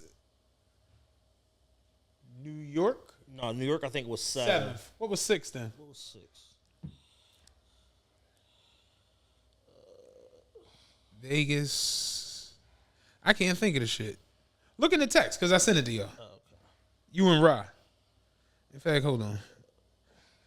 1 was New Orleans, 2 was Houston, 3 was Chicago, 4 was Vegas, 5 was LA, 6 was Detroit, 7 was New York, and 8 was Atlanta. ATL. I saw a Philly page was like, ain't no way Philly ain't make this list. I'm like, nigga, Philly wasn't on. He wasn't on the tour. This is not the national food list. Like, you fucking numbskulls. Straight up. Beyonce. Self-explanatory. Tour kicked amazing, copious amounts of ass. Football stadiums every freaking night. I believe she set some sort of touring record, I would imagine, for soul R&B tour or whatever the case may be by a female. And yeah, I mean, Beyonce is just a business that just continues to bear fruit, continues to make money, and it just doesn't stop, man. She's the greatest female artist of all time. Yeah. Taylor Swift. Taylor Swift, man.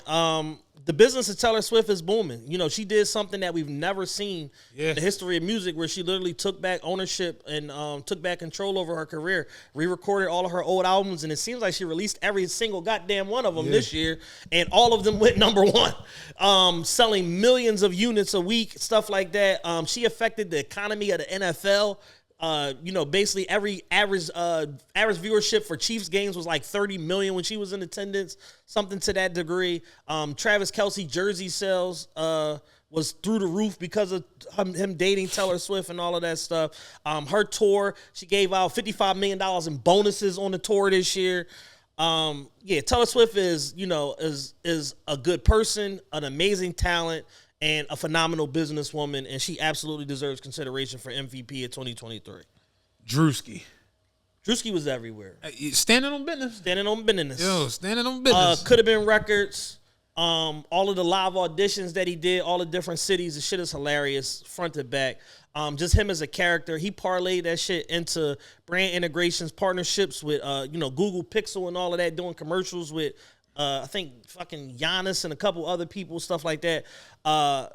His beef with Birdman was one of the funniest parts of 2023.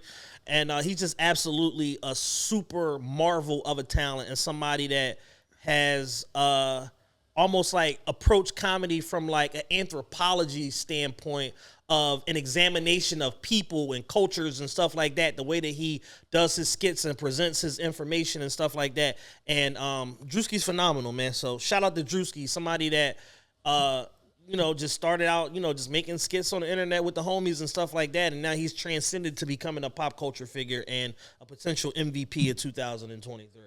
Yeah, so this is tough. It's super tough. Because I want to say Keith Lee. That's what I want to say. I want to say Keith Lee just for the simple fact that he pisses niggas off everywhere.